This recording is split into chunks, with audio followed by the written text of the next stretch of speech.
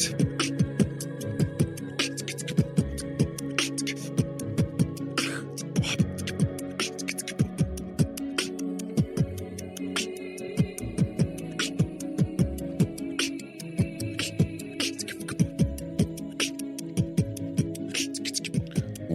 to Warcraft Reloaded, a podcast brought to you by Mash Those Buttons, covering World of Warcraft Classic and its community.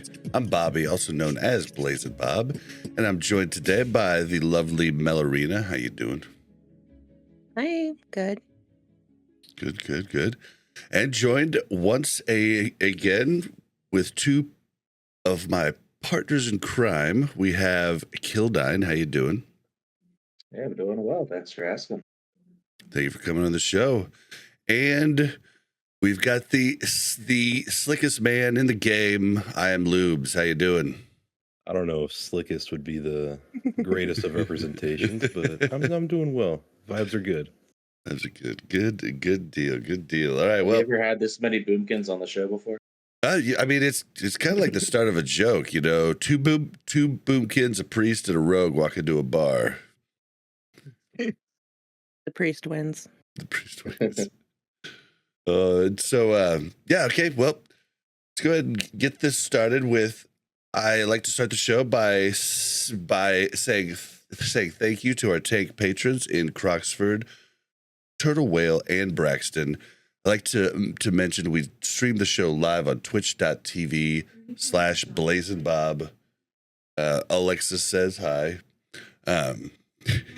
She's still talking to them. Stop, Alexa. All right.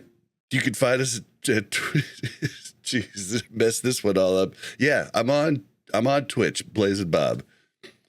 If you'd like to find any of our links, you can go to warcraftreloaded.com. Links to everything is there. If you search Warcraft Reloaded, you can find all the different places that you can listen to the podcast. If you need a guide from Rested XP, please go to warcraftreloaded.com/restedxp. And yeah, is there anything else I'm missing on that?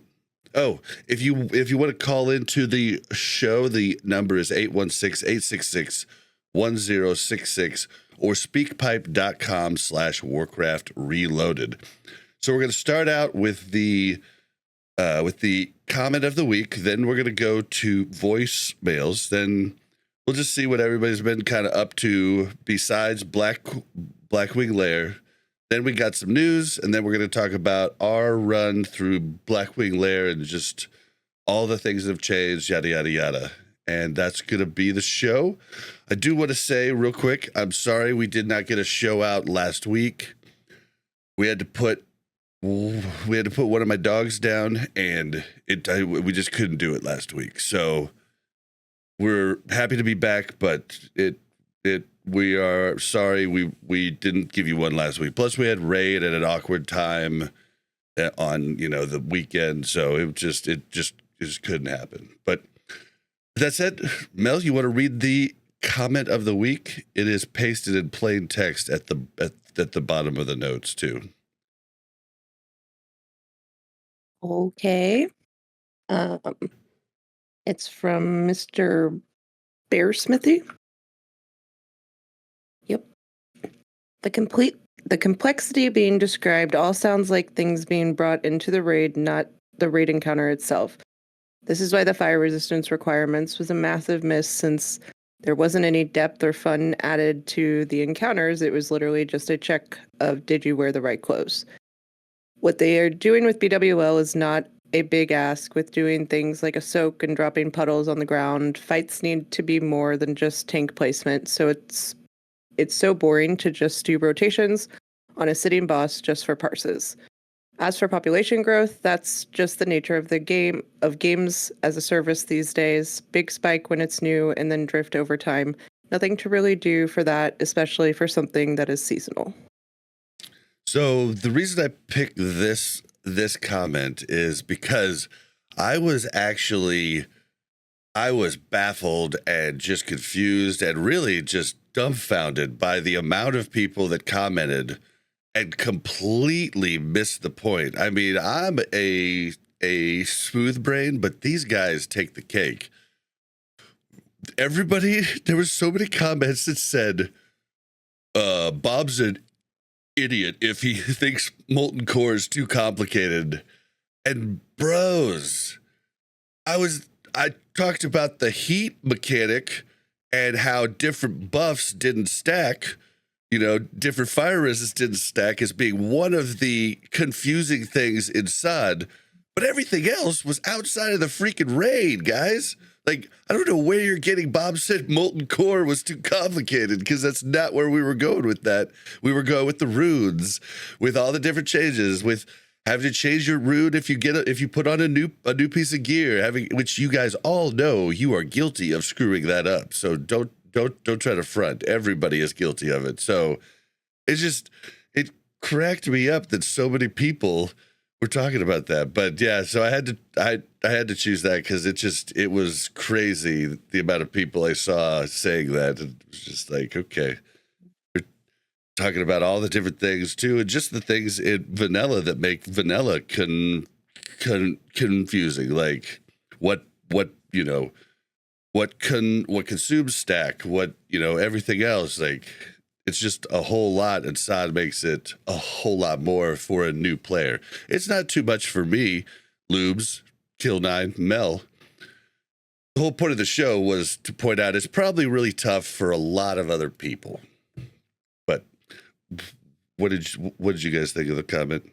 He does have a point about the population growth, because it happened every single phase of SOD. Well, phase one, the last 4 weeks. Oh, everyone's game's dead, no one's playing anymore. No, this is just what happens. This is like every game, not every game, but obviously so many games just go through these huge spikes when it's new and fresh, and then it dies down, and then it's a huge spike when something is new and fresh, and then it dies, and that's just how it works. Yep. And I mean, this is like one of the few guys that actually said the complexity being described sounds like things being brought into the raid, not the raid encounters. So it just cracks me up. But yeah, the population growth, that's just going to happen. Like, we're just not going to grow at this point. And yeah, I have to say, maybe I was wrong about the stop gaps at the different levels. Because I loved it doesn't mean a ton of other people loved it. And as they slowly quit, people that quit in phase 2, the majority of them never came back. People that quit in phase 1, the majority never came back. Same with all of them. So, I mean, you also have to factor in that Blizzard's pumping out like monthly content of all their different IPs, right? So, season discovery phase comes out, then a Cata phase comes out, then a retail phase comes out, then a Diablo phase comes out, and people are like just hopping between each, getting the end game content done. And you can pick any streamer that streams WoW. They hardly stream any one version of WoW exclusively anymore, right? They're going to check out how things are. Simon Eyes, gosh, Bobka's even been doing some other stuff too. Yeah, between Era, because some people just go do Nax and AQ just for the hell of it, because they want to do the old content. Yep, everybody wants to do what all the cool streamers are doing. Yeah, exactly. Except me, I'm just here still streaming SOD.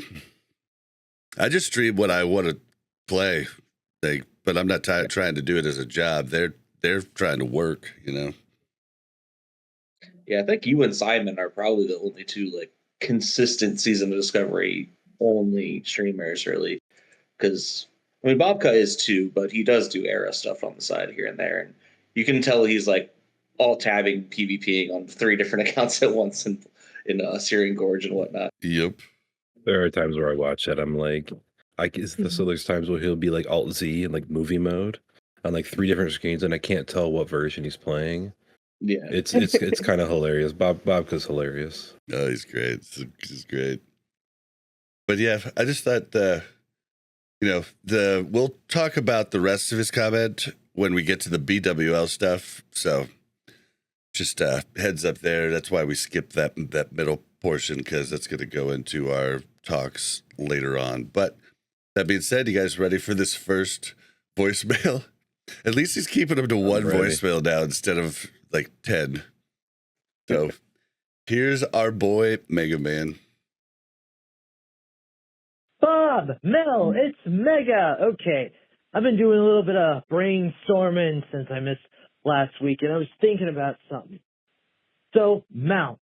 Let's talk mounts. I'm gonna take you on a little bit of a nostalgia trip, but let me get to that. Anyway, so for the longest time, mounts have only done one of two things, right? They've either flown or they haven't. Okay, and yes, I know the hate runs deep for flying, but hear me out because I've got inspired. Because I was thinking about, like, well, it takes away from the world. No, we want people in the world. Like, but what if we could look at not just flying, but utility with mounts in a different way? Yes, there is a system in the modern game where mounts have equipment. Well, I was thinking about the concept of from Guild Wars 2. Like, there's mounts that jump really high. There's mounts that climb. And if we take this concept of flying, I'm not thinking of flying when, you stay on the ground and jump off. No. I'm thinking of, I'm going to take it back to the Super NES and the NES with Super Mario World and Mario Brothers 3. How the leaf worked, how the cape worked. You couldn't just fly. You had to build up the speed. So, like, what if they had a power bar where you just ran and the mount started gaining speed and then you could fly, things like that, but you had to build up to it. So you need to have enough straight space to do so, which could make flying really awkward and sometimes even a hindrance, but there's a cost to it. Now we've added gameplay on top of that. You can't just stay in the air. No, it's gotta be like dragon flying, which you did like, which I don't blame you. I prefer dragon right over normal flying, honestly, because it's a gameplay element. But using this concept, this idea, they could take mount customization. Like, what if there were some mounts that could walk on water? What if there were some mounts that could climb? Or heck, we could just go a little crazy. And what if, got no speed, you could literally run up mountains? Using these concepts, it's not necessarily just flying necessarily. It's utility. It's these ideas that we can expand upon, not just flying, right? I'm not saying it should just be normal flying. No. I'm saying you have to work for it. You have to run to it. And yes, could it be abused? Everything can be abused. But using these opportunity costs of these interactions, we could legitimately make flying a gameplay. So what are your thoughts on this? Have I just gone off the crazy train? Or maybe there's a thought to this implementing Mario in World of Warcraft. I mean, come on, we all remember the phrase, blowing it. If you're not a 90s kid, you will not get that reference. Anyway, that's pretty much my thoughts on this week's question. Hope you guys have a great show. This is the Mega Casual. Signing out. That guy is awesome.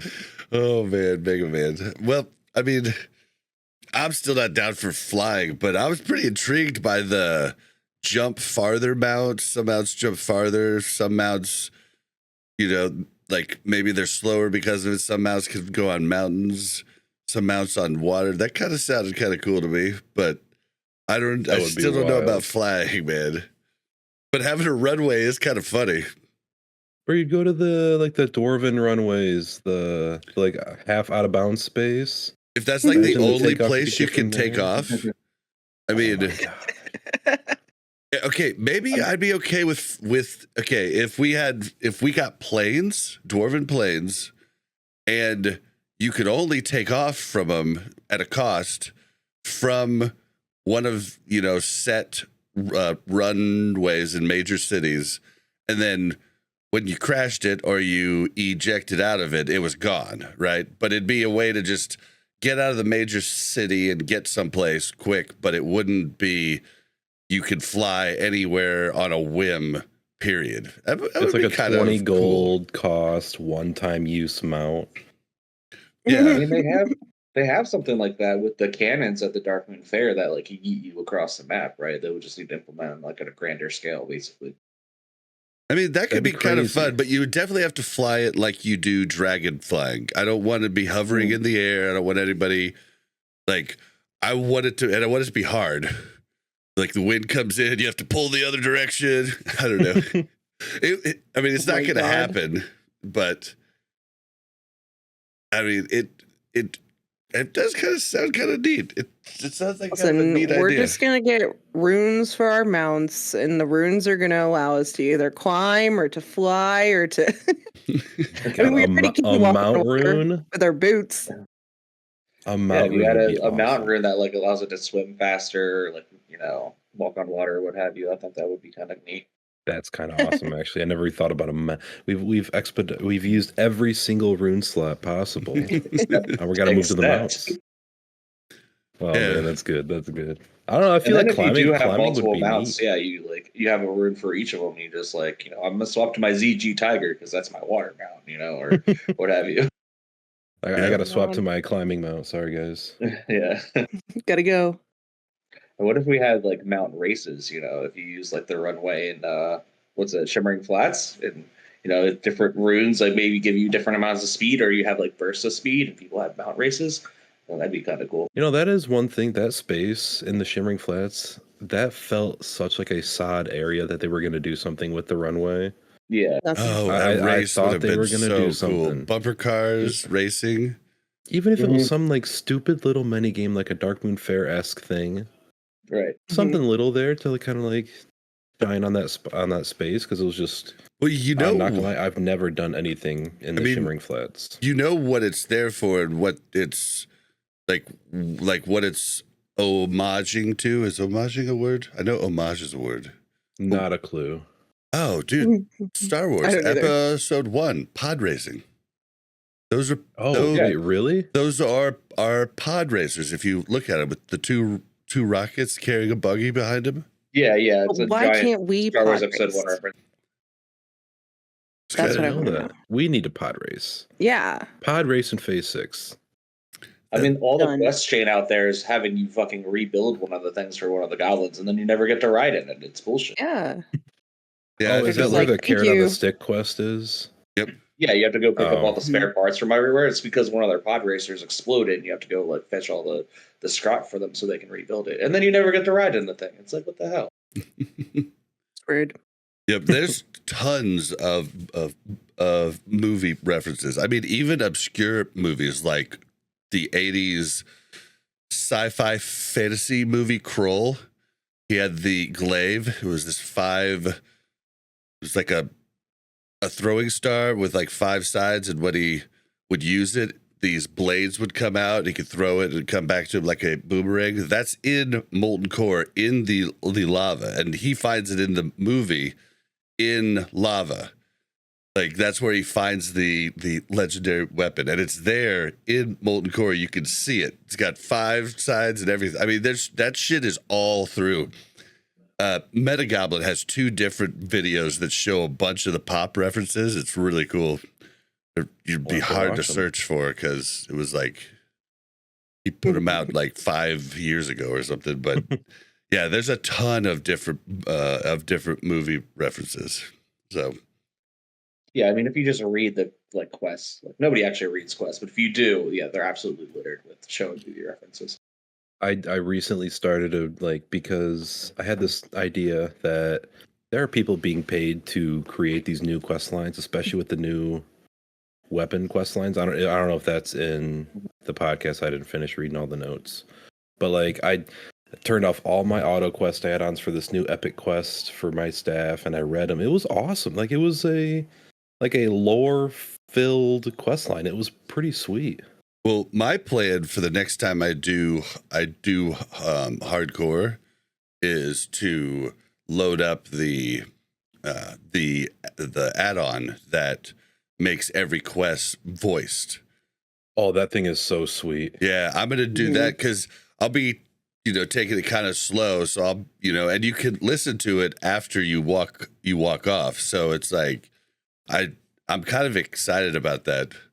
I kind of wish I had done it in SOD, but I just forgot, if I'm being honest. I did a first person hardcore with that Oh, nice. With that add-on. It was so cool. First person hardcore. I died going up a hill because I couldn't see what was on it. There was a null camp on the other side. Oh no. Couldn't see him. Died. That's actually hilarious. That's Westfall great. got me. That's great. Well, Skyrim experience, huh? I mean, Yeah, that's interesting. I'd love to hear what people in comments and stuff would think about that. I'll The hate only thing it. I'd be weary about is like just the more even heavier abuse of like out of bounds and stuff, where you have the hunters on top of Black Rock Mountain that are just sniping anybody that comes remotely close to the entrance to the door, and that type of stuff would become even easier. But you'd be able to get to them. Everybody, get on You your know how. climbing mount. I would find ways to get out of maps. I try my best to get out of the map on regular versions right now. So You're part of the problem. yeah, with climbing mounts, I would use the heck out of it. Oh, I mean, you've went and searched all kinds of stuff. Real quick for the listeners, the add-on, which we probably should have said, is called voiceover. So Lube's just told chat, but I bet you guys at home might be curious at what that add-on is. So it's called voiceover. Oh man, It's a sweet add-on. Yeah, Lubes, didn't you like break into the Caverns of Time in phase 1 or something, or phase 2? Yeah, there's a fun little out of bounds jump on the right side of it. You can just kind of clip yourself into a corner, run around, use a slow fall something, or you cat form in Druid. Helps you falls better. Does Rogue have the same thing? Yeah, you like have less fall damage. Yeah. Yeah, you just jump down, you live, and then you're in the Caverns of Time. There's nothing in there. But I check every single phase. I'm like, they're eventually going to do it. I think during the AQ phase, we're going to get something with Caverns of Time just because it fits maybe with the Nozdormu rep, and I just feel like that's going to happen. Maybe. Well, thank you for that voicemail. Who's our next voicemail? Hey all, first time, long time. Bob, I just wanted to say you sound like a warrior with the booming voice talent. Mel, looking beautiful as always. So here's my question. For the BWL Like hard him. modes, I really think they're going to put the FXs on rotation. Good idea? Or would you rather be able to choose? Also, for Classic Plus, what are your thoughts on Rogue Tank, Mage Healer, etc.? Or do you think we should go back to the original class roles with some slight changes? I'll hang up and listen. Go Eagles. So this was before. I liked him. Then he said that. Now I'm not so my sure. gosh. But that's all right. So, well, we're probably going to talk about the FXs in the BWL part, but this was before they told us that there was going to be one every week. But we could probably talk about that then. We'll just get the second question. For Classic Plus, I think, I don't know, I kind of like the extra things that people can do, but I do feel like it might be a little much. I feel like kind of tweaking some of the classes and allowing them to do a little bit different stuff, but maybe not full like mage healers and rogue tanks and stuff like that. I say that and we're running with a rogue and a warlock tank, so that would really kind of kill our raid. But yeah, I don't know. I guess I don't mind the extra tanks. I don't see very many mage healers. I don't know if they just aren't very good anymore or what. So I don't know. I feel think like it's more the fact that mage DPS are very good right now. Yeah. And it's also like that we aren't straying too far from class fantasy with all this stuff. It's like, yeah, we're not like crazy outlandish when it comes to the rogue tank. The rogue tank isn't it's a super mitigation, dodge, parry, live spec. It's like what a rogue tank would be. We're not like reinventing the wheel. It's just they have better threat and better health and more defensives. So I think at this point, if we add any more in Classic Plus, it might be an issue. Just because I feel like we should stay like where everything makes sense. And I think right now everything seems to make a little bit of sense. Yeah. Although Boomkin Tank would go incredibly hard. Mage Healer's a little weird. I always thought Mage Healer was just a little weird. Yeah. But I don't know. I don't think so. Shaman Tank and Paladin Tank definitely feel fine. Like that definitely feels fine. Warlock Tank feels fine. Rogue Tank feels a little awkward. I just feel like Rogue Tank should be in mail armor. But But they're dodging. They're not like taking all the hits. Like that's their big thing, right? Yeah, I feel like a rogue tank should still be should be using a shield that's similar to a buckler. I don't know if you guys know what a buckler is, but it's a really small shield attached to your arm. It's that gray one that I loot from the Defias guys in Northshire Valley, right? Yeah, I mean, yeah, it's just a really small shield, and it's usually attached to your arm rather than you holding it. So Okay. you would still like basically those drops would need to be like a knife and a knife or brass knuckles or something, because it's basically going to be a gauntlet that's on the left hand. Mhm. But that would still, the lack of blocking is just really awkward for the rogue tank, and that's Yeah, I haven't kind of played how I it, feel. so It's I just don't know how gameplay feels. Yeah, lore wise is how I feel about it. Just Okay, that makes sense. like fantasy wise. I Even think of though they're rogue tanks dodging and as, stuff, like, I still think they should have something that's blocking things from I time think to of rogue time. tanks as like pirates with like dual swords that are like blocking everything with their other swords, which would be parries. That's what I imagine rogue tanks as. Yeah. I'm just something a little different to distinguish them, but they would really need to to rework the talent tree, and rogue tank would, you work down into the talent tree rather than Mhm. just being able to change it on the fly. I do like stopgaps where, we've talked about B4 where it's kind of similar to the rune system. There's like certain talents down in the tree where you can change them to like 3 different versions of that move, or Mhm. I like that. But just being able to switch runes and tank, and stuff like that, it feels weird. And just not knowing, like having all the choice is a little much. Should I mutilate tank? Should I combat tank? Should I, It doesn't have its own. yeah, it thing. feels very up in the air, and there's a whole lot of area to go wrong.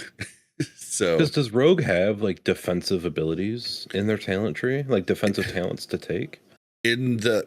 basically most of them are in the top of the combat tree in rows 1 Okay. and 2, parry and dodge. You can get 5% more of each, and then you can get Mhm. riposte, which activates on a successful parry, and you can disarm with a small attack. So they do have them. There are some other ones that are a little bit more defensive, but it just would make more sense to be in a tank tree. So if we do get rogue tanks, we do get warlock tanks and shaman tanks. I don't know, does shaman have a defensive tree? I've never played a shaman. It's the only class I've never played. I have no idea. Well, either way, I just feel like they should have a tanking tree. That's kind of how I feel about it. If we Either do way, keep I'm a them. big fan of having more tanks and more healers in the game, playing the game. With Yeah. these new specs, That's people are where I'm going to at. want to play them. I'm happy. I'm not sitting here looking in the great LFG add-ons saying, looking for tank, looking for tank, looking for tank, looking for tank. We got filled. It makes PvP better too, because I remember 2019 Classic just sitting there, and whenever you'd go into an Arathi base, you'd be like, well, 8 warriors, great. Because you have to have them because they were like the only tanks, So Mhm. I am definitely a fan of more tanks, more heals, more ways to do it, because maybe more people will get into it.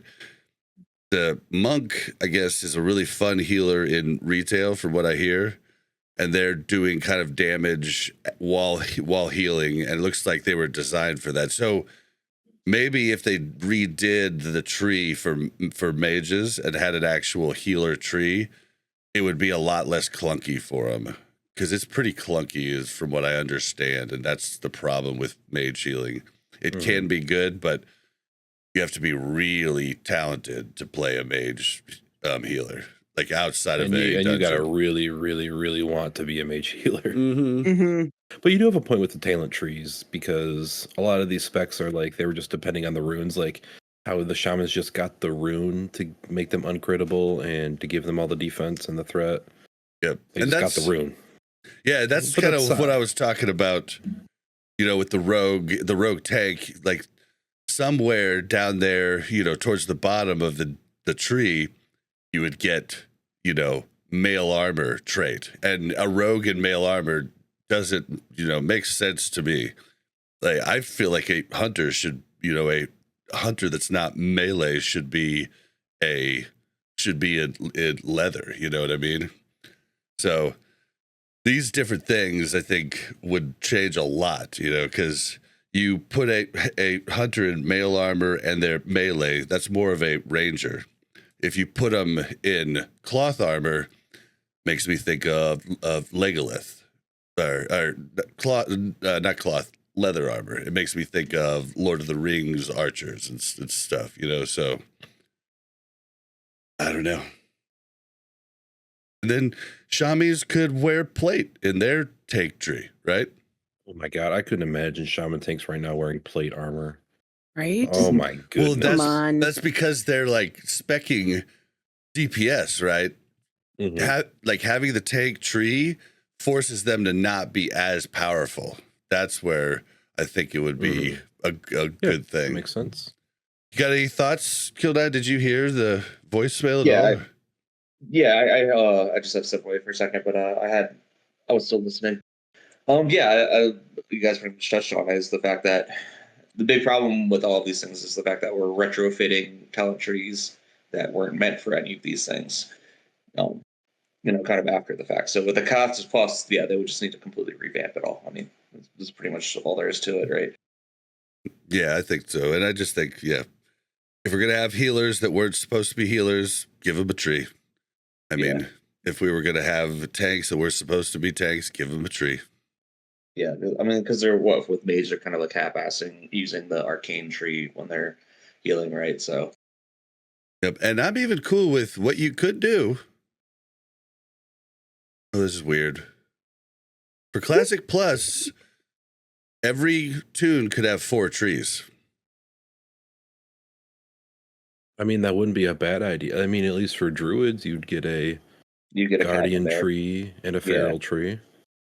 For mages, you'd have a healer tree. Rogues, you'd have a tank tree. That would solve the problem of like feral druids being amazing at all kinds of things, melee wise. What fourth tree are you going to give priests? Another healing one. Priest tank. Got it. You could give them what was the one that they were supposed to do, that we're supposed to have? There was supposed to be a priest tank in early development, because it was supposed to be more like a cleric. Like a smite spec kind of thing? No, like they use their mace and use a shield in the other hand, like a D&D cleric. So I have seen this guy. I don't know his name off the top of my head, but he does priest tank videos and he streams priest tanks. I don't know if anyone in chat right now or in your comments can find this priest tank guy. I haven't been able to find him since. I don't know if he's still doing it. I think it's incredibly intriguing. Yeah, four trees for everyone, that would work.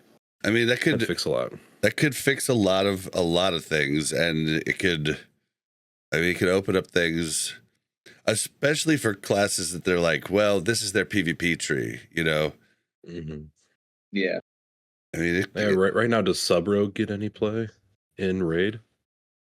Have there been anything with sub? I don't think I've seen any play in raid unless people are going for 100 parses as a meme or something. But I know Tables thought about how sub tree could be used for rogue taking. He's thought a lot about this. He keeps bringing it up, and we're like, no, Table, no. But he's like, well, but it could do this. I think when people do like solo, some solo Emperor runs and stuff like that as rogues, they're sub, but that's more just so they have double evasion than anything, I think. Yeah, prep would be huge, but I don't know. And you could even do a thing where you open up a sub tree in each tree or something like that at the very bottom. I don't know. There's a lot of things you could talent do. trees inside of talent trees. There's a lot of different things you could do, but you could make them like the talent trees longer. But I think the 4 talent trees might be the way to go. But I don't know. They definitely have to do something with the talents, though, and I think they were going There's some to food with- all there's some food along. or They thought. just didn't want to do it for sod. yeah. But would they ever think of adding a 4th? I'm just saying. I'm trying to think outside of the box here. Everybody says fix the talent trees, change them, but what if you just added another one that might make your life a whole lot easier? And I couldn't even imagine if Rogue's got another talent tree. Well, The it would amount be of- tank. But like the amount of times people would like use like early talents there, because like there's no talent tree where you just I don't know all the specs, but where you just go full 1 spec. True. Like even Boomkin, I'll take 11 points or something in Resto, I think, or 10 to get certain stuff. This is why If they- with the talent tree change in Kata, they made their lives easier. I don't know that that's what we want for Classic. I think the wonky specs are fun. I think it's weird I'm with you. and fun. Yeah. I mean, definitely they should be ready to move in and, fix things if it's crazy, but I think it's kind of fun. Yeah, like the flag carrier druid spec where it's like half resto, half barrel or whatever. As much as I hate dealing with those people, I think it's cool that they can do it, Mhm. Yeah, Stuff like that needs to stay in Classic. I like it. I Yeah. like weird, quirky things like that too. Okay, well, I'm going to start the next voicemail, and then I'm going to let you guys chime in first, and I'll be back in just 1 second. I have to stir chili. Fred again. I was thinking about burning a Vanderhall dungeon data mine stuff, and was thinking with all the Pally-centered stuff, I feel like we really get Pally on Horde and Shaman on Alliance at some point here. What are your thoughts on some quest chain leading to converting one of your Horde characters into a Paladin? Essentially changing your current class and losing whatever it was before. I'm thinking Star Wars Galaxy's Path to Jedi stuff. Like, are you sure you want to do this? There is no going back.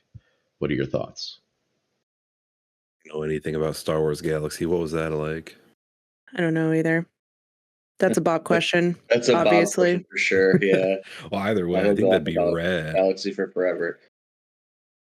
I just don't know if I love the idea of Shaman on the Alliance side or Paladins on the Horde side. I thought it was going to happen a lot earlier. I thought we were bound to get Dwarf Shamans, Torn Paladins, like at level 60. I was prepping for that to happen. And I'm not Or- mad that it hasn't. I was kind of expecting them to use runes to just like sort of do it, just like give paladins enough shaman abilities for it to be like completely negligible. It would stop a lot of bitching on Reddit. I mean, because Nah, did no, anybody have any it would defense? just move on to something else. They'd find something else to complain Yeah. about. But yeah, that is a very, very big thing, at least in forums and Reddit. It's like, well, it's going to be like that no matter what version of Classic that you have, that one class has something, or that one faction has something, and one faction doesn't have the other thing. It's just going to happen. People are going to complain. It is. I don't see it as that big of an issue. It is really awkward only having one magic dispel class, and I know they gave it True. to mages with a rune, but mages have to lose so much shit to use that rune. I mean, it's just Yeah. it's not a viable sorry. rune. I don't Mel think they Mel actually immediately give it to goes- mages. I don't think that's a thing. I'm very convinced that they absolutely do not have that capability. You mentioned the dispel, and Mel immediately goes, "Yep, you're right." Yep. She All right, bring them dispels. over. I'm ready for Bring 'em paladins. all. Let's go.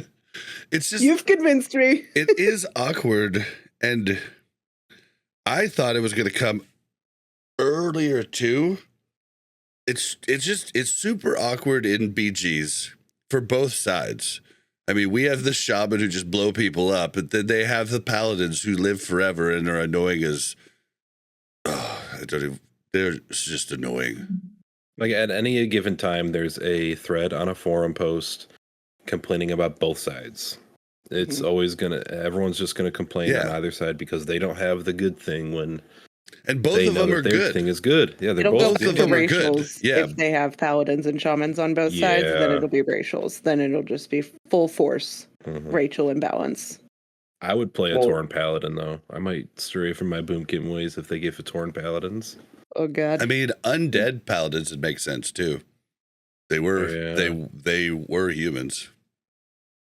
I But think like, that whoa, you're kind of getting down the path of like making everything the same. I mean, the entire point of picking it's one faction over the other is that it is a different style of gameplay. Your raids are going to be different because you have different things that you can bring. You know, if everybody is everything, then everybody's just going to fall into some cookie cutter meta where we need exactly this, and this, and you kind of already have that. But at least if you were to, have an ally tune and a horde tune, you go to the other side, you have some difference. Whereas like, oh, my ally tune, my horde tune might as well be on the same faction because the raids play out exactly the same. Well, here, let me It ask you is- a question. Does Alliance have the same thing? Do they have one thing? Like, no, they have 2 decurses. They have 2 magic dispels. Do they only have 1 poison? Is only druids Paladin. able to abolish? Paladins can. Pallies can't do. See, so Yeah. it's just awkward on the horde side that we don't have another magic dispeller. If there was a totem for it, it might make more sense or something. But that I mean, they part's gave awkward. what was it, the decoy totem? That was sort of paladin-esque to give a, what was that, like freedom? And it was similar ish. Yeah, see, I just don't know paladins. I don't know if I could give up a character to turn him into a paladin, though. I don't know if I could do it. Bob, about the Star Wars Galaxies, how does that work? What is? Okay, so he's talking about when they changed Jedi. I was one of the first actual Jedi. But Oh my a god. whole bunch of Here people we go. complained about it because there were so few of them in the game, which there should have been because we're rare in that timeline. But a bunch of people complained, and then they made a choice that kind of killed Star Wars Galaxies. It was the path to Jedi, and you did have to choose to take it on, and there was no going back. But it just made it so there was Jedi everywhere. And it was no longer Star Wars Galaxies. It was Star Wars tons of Jedi. But for this specific case, like, would you want him to, start over? Or would you want him to have a path to Paladin type of deal? I think instead of like starting a character over, if we got to make a paladin, and instead of just like, oh, you have Tauren paladins now, you now have the Tauren questline until level 10. Or like a dwarf shaman, you're in Coldridge Valley until level 10. Like, you're stuck there. If they gave a new questline for like these new specs, class spec combinations, that'd be really cool instead of just plopping them into the game, right? Yeah. I just feel like if they did give a quest line or something, that you could just turn an existing character into one, both the ally side would be tons of shamans all of a sudden, and the horde side would be tons of paladins all of a sudden, where if you made people work them up from scratch, you'd have less people willing to do that. Because I'd go convert a paladin. I wouldn't work up from scratch, though. I mean, maybe it would be the quest and stuff you had to do would be as long as working a character up or something. Like, I don't know. But I mean, you'd have to give up a character that you did work up to 60, say, right? Then engage in the quest to.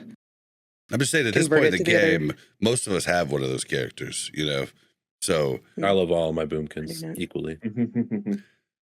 Well, I think just flat out class swapping at 60 is a bad idea because then people don't get the level of experience with those characters. And that's a big thing of like you gradually get skills and learn how to use them as you're leveling, right? Just I agree. giving somebody 35 skills at level 60 and they don't know how to use any of them, or even if some of them even exist, just means that we're going to have a ton of really shitty paladins rather than just paladins, by themselves. True. I think what would be cool is if they did some kind of quest line that maybe like starting at level 35 or 40 or whatever, maybe you start as a warrior or whatever, and you get indoctrinated to become a paladin, right? You go through and you take your oaths and things like that. That way I you do boosted get a hunter one time. It In was TBC. I didn't know how to tame a pet. I didn't know how to get a pet. I didn't know Right. that I had to go put a pet in a stable or the something. stable, you didn't know they had different levels know- of their abilities. Yeah. Yeah, I didn't know I had to feed them. I didn't know, oh my God. It lasted about a week. I was like, nope, never mind. I mean, you Bad don't idea. have that time to learn how to play it. You just get plopped into endgame, and you're like, Yeah, that's the Yeah, worst I know. part How do I about press my boosts. And then you're worthless to other people too. Yeah. Nothing is man. worse than going in, Shatra and seeing some guy in the greens that he boosted with Warglaves because he's a gold buyer and went to a GDKP immediately, and it's like I'm gonna freaking lose it. This guy has Warglaves and greens. Oh, we could get like a Scarlet Monastery raid, and that could begin like the Horde to Paladin quest line. That'd be rad. And then Yeah. something similar where like some kind of spiritual journey for ally person to become one with nature and become a shaman, right? And I think the best idea would have only certain classes can do it. Like you have to go through the leveling process of leveling a warrior, which I guess isn't as bad in SOD as it used to be, but then you become indoctrinated and you take your oaths and now you are a paladin and sworn to the light and things like that. That's the kind of flavor that if they were to do it, that's the kind of flavor I would want out of it. And that way it's also something that you actually have to go do. You don't just flip a switch and we have paladins now. Like you'll actually have people interacting with the world and whatnot.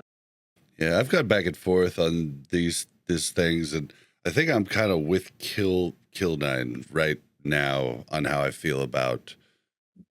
I don't really want them on both sides, but if we were going to do it, I'd want it to be a pretty grueling process, and maybe certain classes can do it rather than just every class.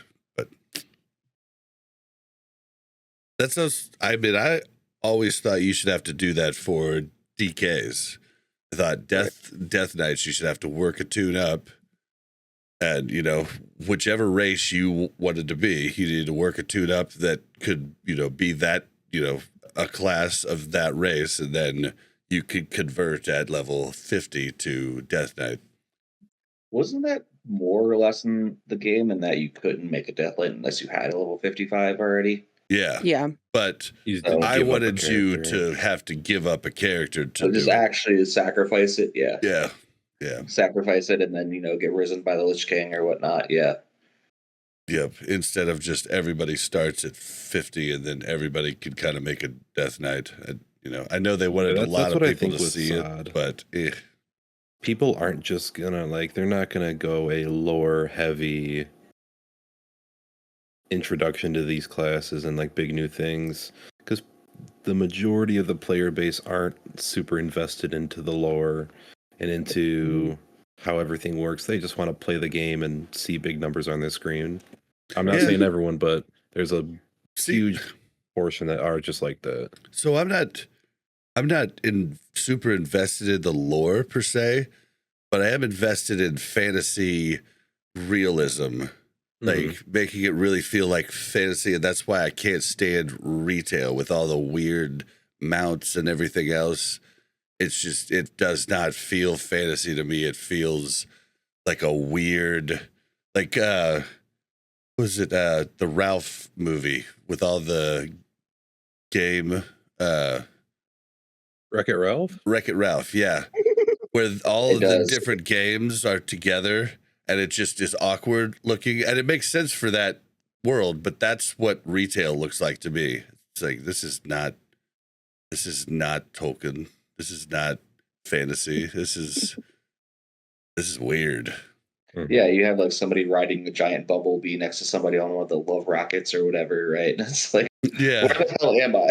Well, but Lubes makes a good point. Like, lots of people want to see just big numbers, and they just don't even care about that. They don't care what the game looks like outside of the raid. They just want to push the buttons, see the big numbers and do the best that they can, and that's that type of player. But usually that type of player is a raid logger. I like to live in the world. That's why I've loved SOD so much, because I want to live in the world. And with every expansion after vanilla, I less and less wanted to live in the world. I just wanted to log in, raid, log out. So, and it's different things for different people. It's just like, I know people that don't like classic because of how simple it is and how different it is from retail, and I know people that don't like retail because of how much there is. And it's just like, you're not going to please everybody, but No. get some more love for the lore people. It'd be cool.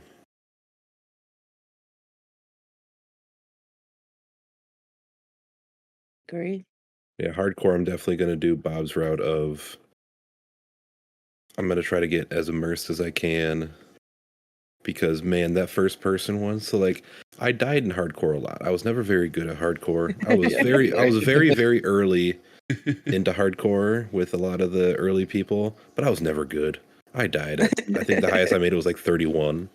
You have to be really cautious. I mean, I would play like the biggest weenie ever, and Mel would be like, "Come on, we can do it." I'm like, "No. Nope." Oh my God, he wouldn't even do same level quests. I was like, Bob. Okay, that might be far. But like the most invested I ever was on my character is when I was running that voiceover ad and I was listening and like, I don't want to say feeling because that feels weird, but like I was immersed in the game. I was playing as myself in a way, and it was like I died and I'm like, I sat there. I was on stream at the time. I was just sat there. I'm like, damn. I just died, and now I'm like stuck. I like turned it off. I went to bed. I guess I always feel like I'm the character I'm playing in any game. That's why I play. That's why I prefer to play human in like every fantasy game, because I see the character as me. But it wasn't until, I don't know, mid phase 3 that I really started to identify as an undead rogue, and now I'm fully invested and I'm an undead rogue.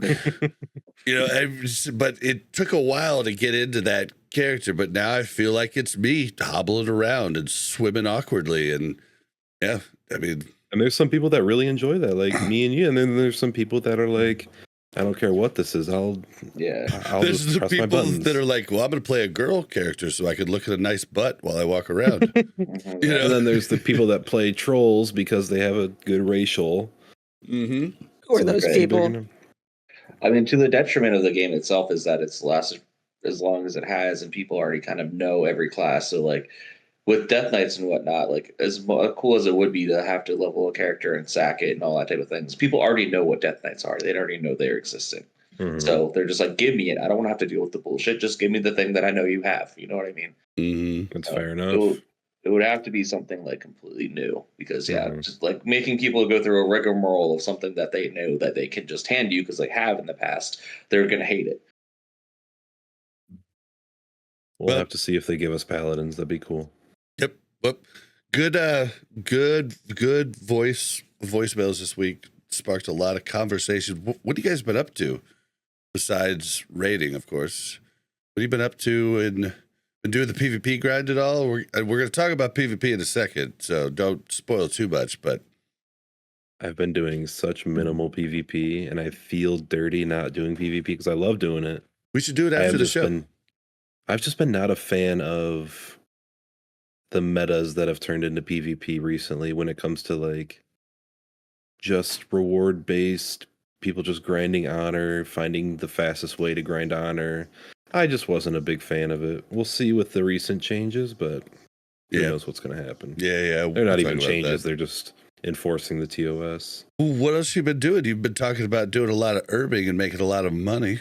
Oh my gosh. Herbalism in the ZG rep farms is so much gold. Now, for the people at home that might not know what you're talking about when you say rep farm, you got to remember a lot of people listening to the show are very casual. They might not even know what you're talking about. Zul'Gurub rep farms, you need the Zandalar rep to get incredible rewards.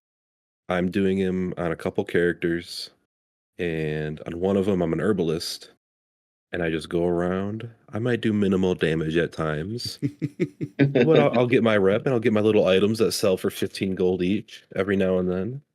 Get my items that sell for like 1.5 gold each, and then I'll pick all the herbs off for myself. And then occasionally, which I didn't know how Black Lotuses worked until today, you could just get them from picking high level herbs. Yeah, because they changed that.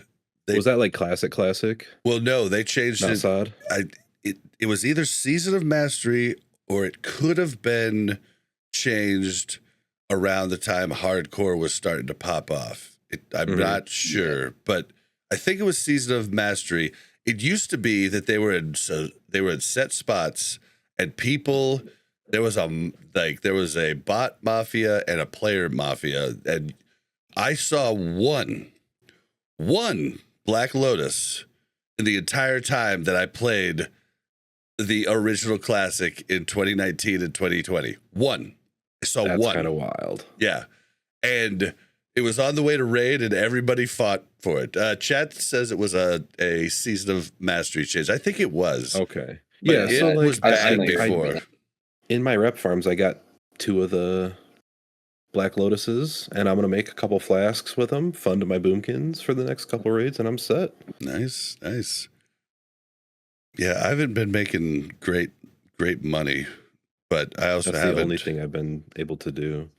In the 2019 Classic, my buddy was one of the first people to do the ZG boosting thing as a mage with the blizzards on the, going and pulling basically Alligators. everything, all the gators, all the tigers. He had like half the freaking instance, like when he got it down to his science. And yeah, he would pull them onto the little bridge before her car and jump up and down in like a way that I think only gnomes can actually do correctly.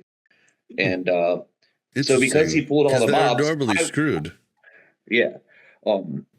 Because he pulled all the mobs, I just would use the same lockout to go herb everything with my, Bloodvine scythe and stuff. And we would make so much money together. Yeah, it was insane. That's so weird. He was making all the money from the boost, and I would go and herb and pick all the boon piles, and it was like, yeah, it was sick. It was probably the richest I've ever been in WoW. It's just doing that with him. So in Classic DM East runs, a Warlock could solo DM East runs, but it was extremely hard for gnome Warlocks to solo DM East runs because of the water. You actually swim as a gnome on that water boss. You actually swim in that pool instead of stand in it. So the jumping was so awkward in that they'd have to use one fight or something, right? Yeah, I mean, I should have used Nagafire. I don't know, why didn't I think of that? I just didn't really.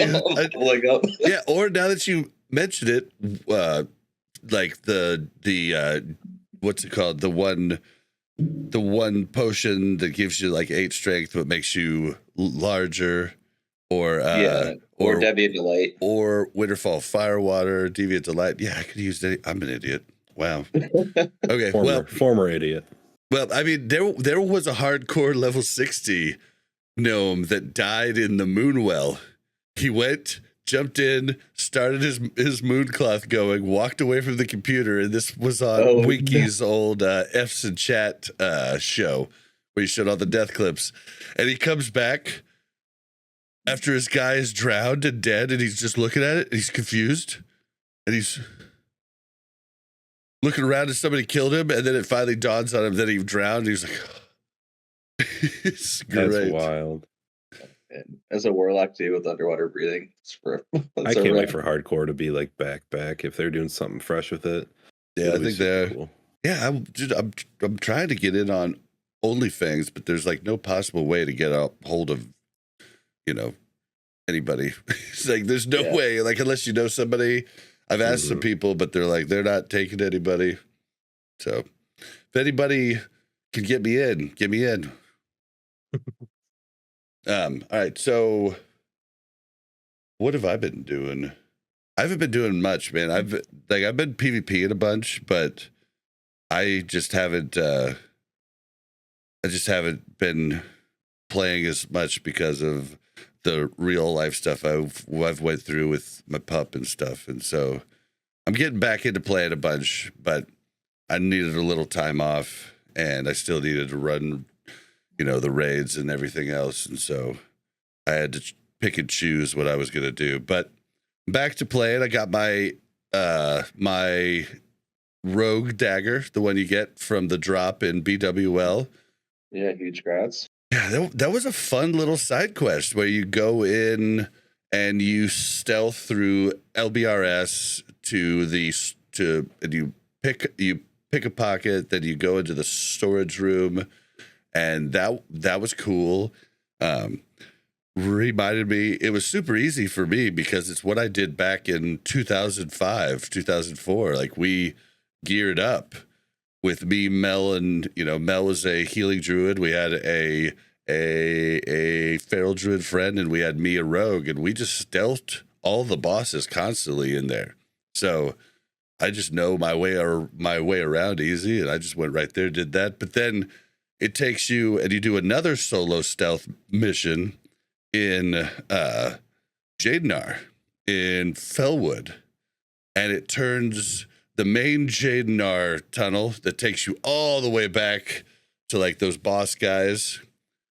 When you're on the quest, it turns it into an instance. And fun fact, that was supposed to be a dungeon back in the day. They just never got it done, and so that's why it's so long. But you have to stealth all the way through that one. If you get seen once, you have to go zone back out and zone back in. Like, it gives you a debuff that says you were seen, and you have to get all the way to the end. And you kill this dude, and you go back and get your dagger, and it was a good time. And now I've got the best dagger. I'm curious what the other ones are like, because the Druid one was also awesome. It was like pretty lengthy. Kind of used all the tools. I had to rejuve a tree, regrowth a tree, abolish poison, and decurse a tree, or something like that, in that order. And then I was able to move on to the next portion, finish a quest, and then it was just really. I'd have to find if people either streamed or recorded their quest line, because I'm so curious. Because the Boomkin one, the Druid one, I also had to do it solo. I couldn't have any help.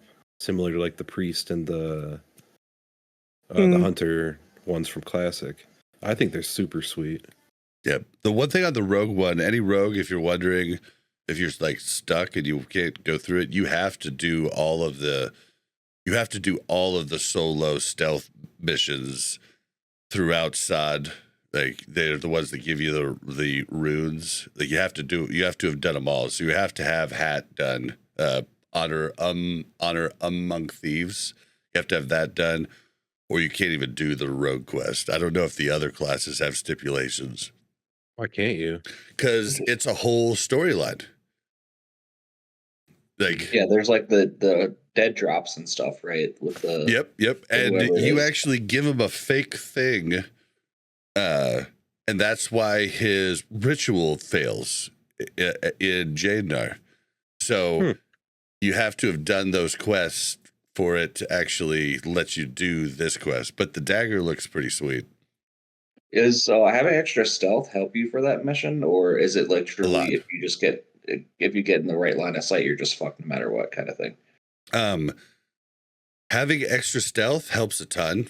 It means it just means you can get closer to the target. I was using my my Dark Mantle boots, which have extra stealth, along with my cloak that has 3 levels of stealth, and I was in PvP spec, so my PvP spec has 1 extra level of stealth. I opted for the speed and PvP spec since I could use items that up my stealth level, so I used the speed and stealth because I loved stealth cap stuff at Arathi Basin. And you need the speed for that, or else you're just spending an hour getting to the node.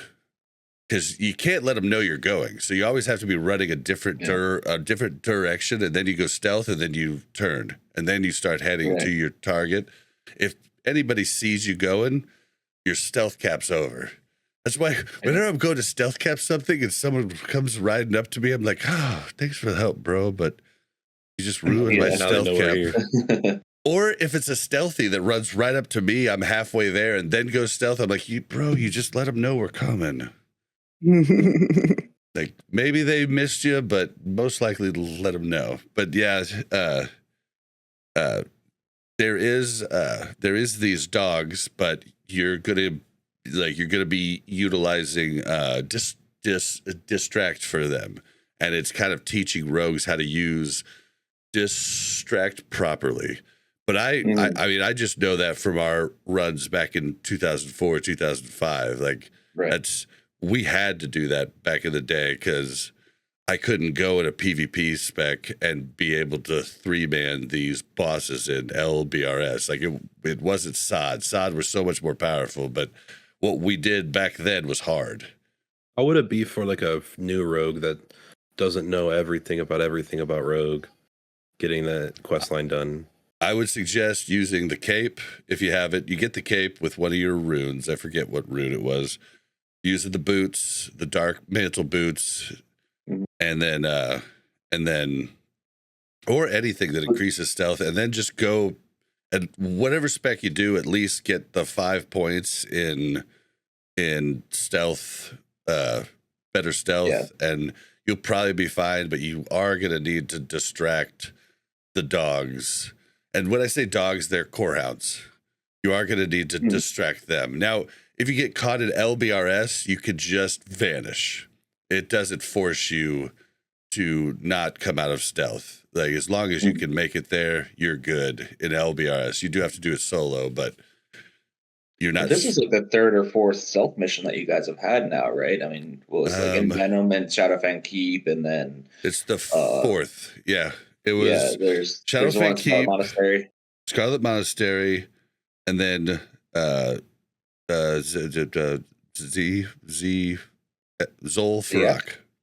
Zolfarak. Is that where Honor Among Thieves is? Because my rogue's not that high yet. So yes, that is where you get hat.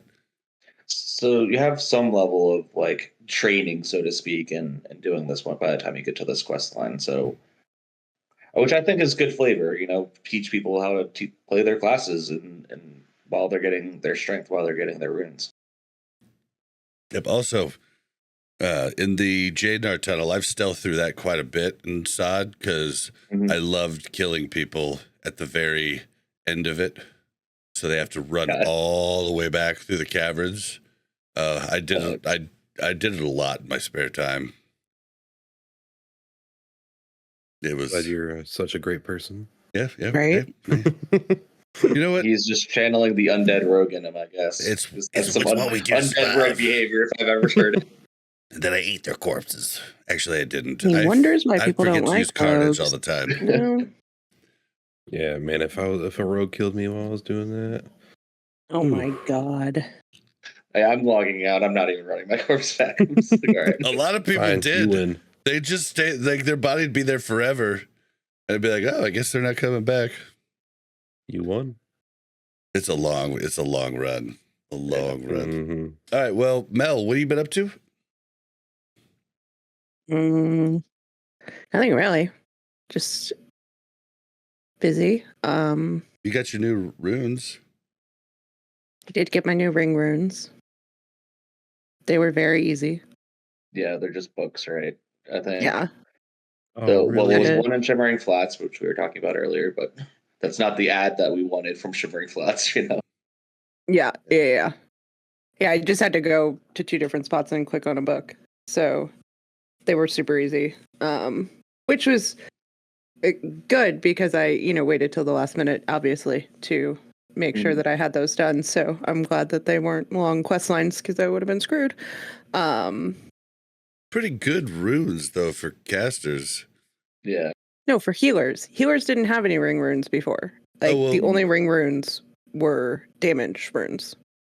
Oh, there was a spell power damage rune prior? There was a holy power damage. No, they weren't damage runes. They were hit. They were hit. They were spell hit for that class or for that class of magic. Nothing to healers, right? Yep, that makes sense. For healers. So yours is just healing power. Okay, gotcha. It's healing power and then mana 5 MP5. Yeah, 5 MP5, I think. So those runes are actually bind on account. So you could theoretically put that on a level 1 character, give them 26 healing power on level 1. What? Sweet. Yep. So yeah, once All you of learn the the rune, you rude can ones just are like that. The rig you can rude just ones. pick it up again and send it to your character. So if you get that and the bind on account of ring from what is it, the Duratar supplies, you send them that ring, you send them the rune. You have to send them separately because if you use the rune on the ring, it'll bind it to your character. But if you send them separately, you have a level 1 character with that. I can see the gears turning in your head right now, Loops. Well, then you could also can't you send bind on account rig runes for all the hit? So you can just have 6% hit right off the bat. Yeah, you just go get your arcane hit rune and give that to Loops 5 real quick there, buddy. Oh my Yeah, my little level 1. Mm-hmm. Get yourself star surge and 6% chance to hit. Woo. Yeah, baby. And then 5 MP5 or the healing power if you want it, just become unkillable at that low level. Yep. For I know what I'm doing tonight. I'm not PvPing, Bob. I'm sorry. Think about a warrior or a rogue getting the defense rune and having 25 defense at level 1. Oh yeah, that's probably even better. Yeah, just giving yourself 25 defense at level 1, you actually won't get hit. You'll be a level 1 raid boss to level 1s. Yeah. And you can get all the world buffs outside of Dire Maul. Imagine a fully unbooned defense ring runed warrior with all their runes with the new rune brokers. Right. Oh my gosh. I'm surprised nobody's made, level 1s that are just ganking level 60s yet. But I'm trying. Those videos are coming. Mm-hmm. Yeah. Yeah, the way that it scales at that low level, they actually have just 99% dodge. You just can't hit them. It's pretty funny. All right, well, let's just go ahead and move on to time for the news. All right, first up in the news, Molten Core now allows up to 40 players per raid. What do you guys think? I'll be right back. I ran one with 21 people, and then before the first boss, the 21st person logged out. We kicked them, so we ran 20 people, and apparently the instance was bugged because it was still reading that we had 40 people, and it was all vanilla health pools on Molten Core. Really? So that got fixed, I think, though. Yeah, legitimately, I think, what's the Sulfur on Harbinger was an 11-second fight. Oh my god. Wow. Yeah, but they did fix it because the last MC I think I did one 2 nights ago. It was back to normal. Was the loot still the same, or is just loot was still the same? Everything was because that would have been really funny if it was all the original vanilla loot too. It truly reverted to vanilla. I think it's a good change. I think we shouldn't trivialize forming groups for old content, and they fixed the Heat 3 on Shazra, making 2 images. Was it not supposed to? It was intended for only Heat 3 to have 2 blinks, but it was a bug that lasted the entire phase. And when it came back after the phase, I think Zyrene posted on some Discord somewhere. He's like, "Well, we're not going to make it harder after it's gone." So yeah. I mean, people, I'm sure, are burnt out of Molten Core, so just being able to blast through it with over 20 is a good idea, I think. Yeah, it was cool. Only realistically need 1 or 2 items out of there at this point anyway, and just letting them soft reserve it and get it done. I did one on my main. We brought 30 something people. I needed my tier shoulders really bad. Threw all 3 soft reserves on it, and it dropped, and I won it, and I was happy. And I got to carry it. And I also carried a bunch of not very geared people in that run too. So it's just good for fresh 60s and not fresh 60s. It's pretty cool. I would have been fine with them just nerfing the crap out of it. I would have been fine with that. I mean, I'm happy with that. We can just bring a bunch of people and just blast through and bring in sheer nerfing numbers. It though, there's still the bindings and there's still some really good stuff in there. So you nerf it the hell to it, then 10 people can go in, and that doesn't feel as good. Yeah, that's a good point. That's a good point. Yeah, I mean, I think this is a good change. We're going to talk about over 20-man rating when we get to BWL, so we'll get to that. All right, new Demonfall Canyon boss drops new loot. I've not been. Have you guys been since the new loot? Mm-hmm. It's probably the best source of reals at the moment because the final boss gives you 2, that new boss gives you 3, and then you get 1 from each of the other ones, and it's a super fast dungeon. It's also very close to Orgrimmar, so if you're just trying to get some extra reals every day, going and running that is 100% recommended. The new boss itself, for again? Are there new things I can buy with reals now? Well, your tier bracers, you have to have 125 to get those. Yeah. Did they up the amount that you can carry, I'm guessing? To 150. I didn't throw that in the notes. There was too much news after missing a week of so I had to skip over These are the important things that I need to learn during these podcasts, though. Like, this is the reason we have these. Come on, guys. It's just Mel learning hour. We're just catching up Mel. Yeah, this is catching up Mel podcast. Okay, what else happened? Wait a minute. Well, the new DFC boss only drops. Yeah, it's only healer loot. Yeah, I love like, how it's all 4 pieces he drops are healing pieces. Yep. I'm sorry. Is that a bad thing? Are you upset about that, Loops? What is the? No. So the problem filling with DFC in last phase was you would have a rogue tank, 2 ferals, and a rogue DPS, and then you fill with some healer that you just want, and then all loot's so contested. And now you'll have no casters, but you'll have healers. So it's still just like an awkward dungeon to fill. Yeah. But since it's so good for reals, people are going to be running it. Okay. This model of the boss, though, is definitely what's his name from TBC. Oh, yeah. Gosh, what's his name? Phase 1. Pit Lord something. Yeah. It was the one-off boss, like on Nixia, the one where you had to, oh gosh, what do you have to do? Starts with an M, I want to say, and I can't think of it either. Yeah, Magtheridon, yeah. Chad helped. I had to look at the model, and it instantly popped in my head, so I had to click into it. He's the one that had the orbs that you had to, was it orbs or like cubes you had to click? Yeah, you had to click at certain times. That was... Oh, and then cool if you had to do that week, you're like, well, there's my parse. Yeah, exactly. Oh man. And there was always one person getting an extra cast off before they clicked their orb, and then we would wipe because of it. It's like, for the love of fucking God, click it. Like, yeah, so let's look at this. Mel should run it. Blade of the Pit, which is a Healy dagger with some MP5 on it. Plane Breaker of Asgaloth, which is a 2-handed mace, which has healing on it and a spell crit. So I guess that's probably good for Druid healers, Pally healers, shamans, I guess. But I think they want to use their shields, don't they, typically? Yeah, because they get their new oil on it. Yep. Eye of the Observer, which is 22 healing, some int and some spirit. The Heart of Asgaloth, which is a trinket, which is actually pretty insane. 36 health per 5. 36 health per 5, 4 MP5, and 35 healing. And then finally a ring, which has 26 healing and some int and spirit on it as well. Mel, I think that trinket's legitimately very good. Yeah. Yeah, I know.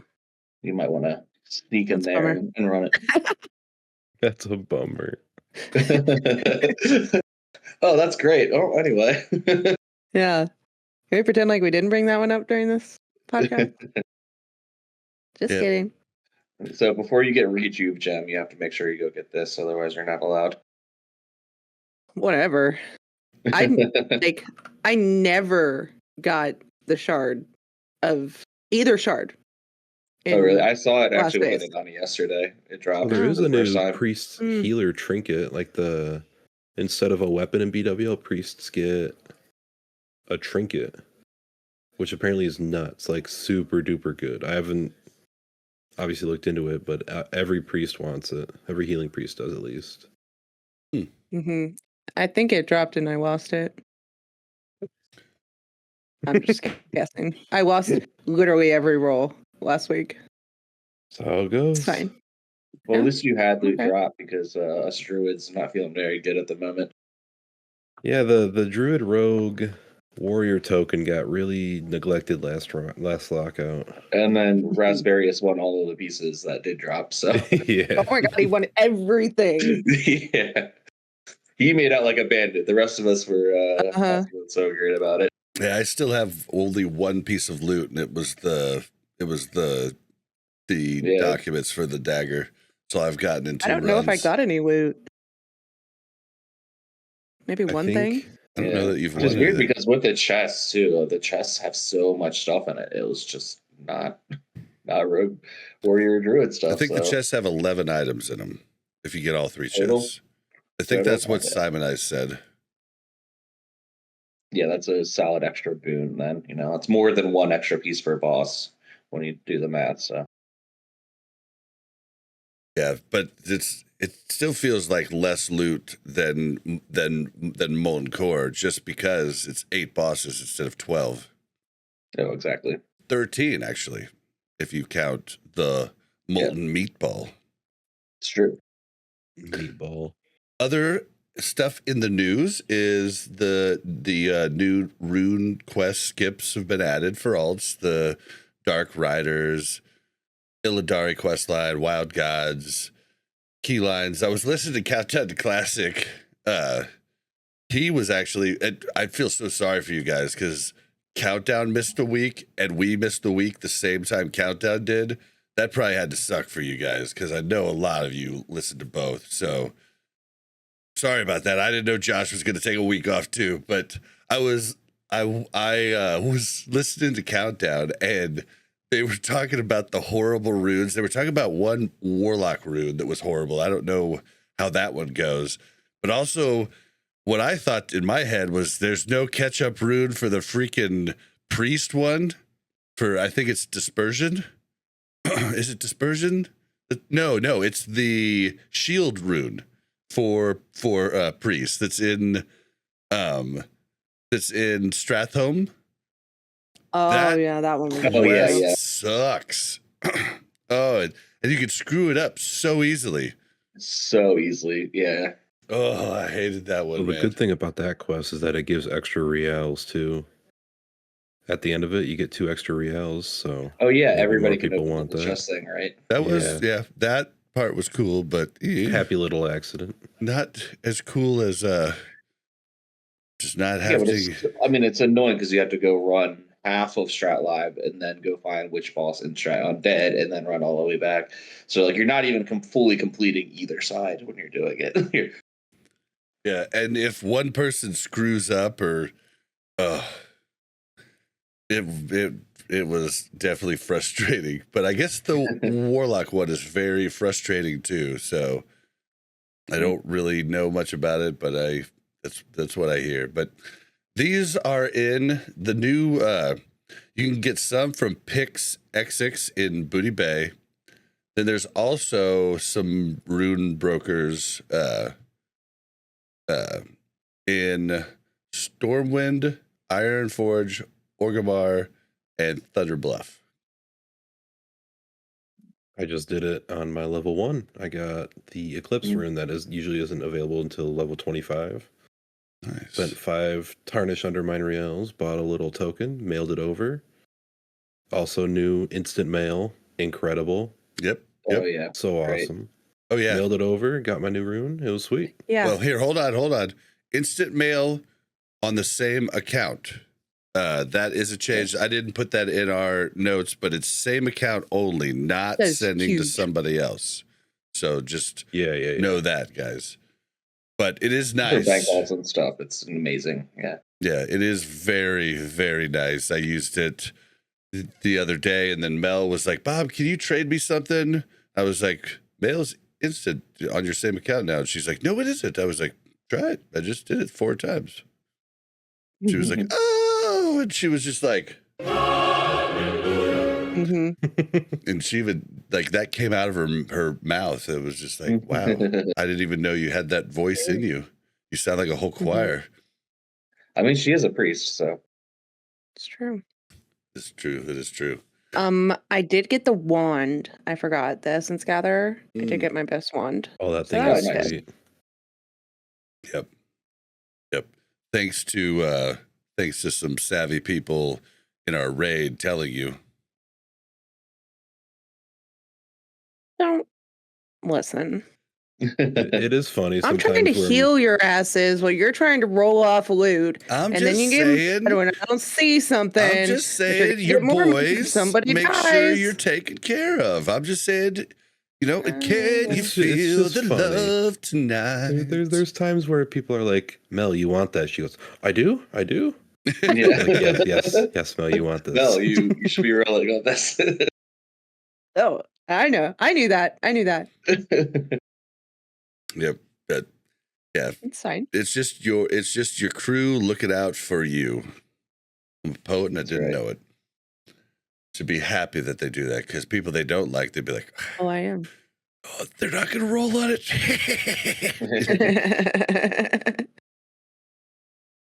But yeah, it's a good change. I mean, any of those things that all those like group quests, I can't imagine trying to farm the wild offerings right now. Nobody would do it.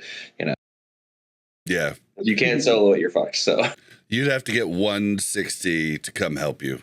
Like, that's just how it would be. And that's would be your best bet. Yeah. All right. So the next one is juicy. I'm excited to talk about it. So we've been asking for it forever. I've been asking Cyrene and Grend, via DMs, blowing them up for a long time now. Pretty much all of Phase 4. I'm like, please, bring back Arathi Basin. I don't give a shit about Warsong Gulch, but bring back Arathi Basin, please. And they gave it a good shot. But they did not think about the degeneracy. Well, here, I'm skipping ahead. What was the changes that they changed? Okay, so base honor gains doubled.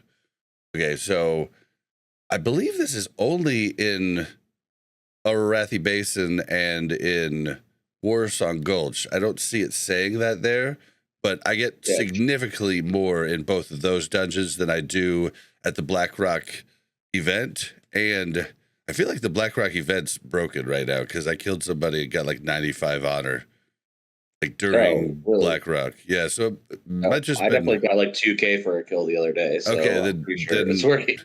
Maybe I read it wrong, or my add-on read it wrong or something, but I just saw it in my little add-on chat. But so base honor gains doubled. Losing a match in Warsong Gulch or AB now awards 2 marks of honor. I'm saying this in the past tense, guys, just for anybody that knows the news. Level 60 PvP quests for AB and Warsong Gulch that require handing in 3 marks of honor now awards 7,500 honor per turn in. You heard that right. It is 7,500 honor per turn in. So there's been changes since. We're going to cover that, but let's talk about what this did. So this change comes in, and you guys want to cover it? You want me to highlight it, or people optimize the fun out of their own game? Yep. So I'm very fiery about this one. I will take this one off. I'll let you guys get after it. Yeah. So because Alliance was getting 2 per loss, they were basically just figured like we can't win anyway, so we aren't even going to try. And it got to the point where they were reporting people that were trying.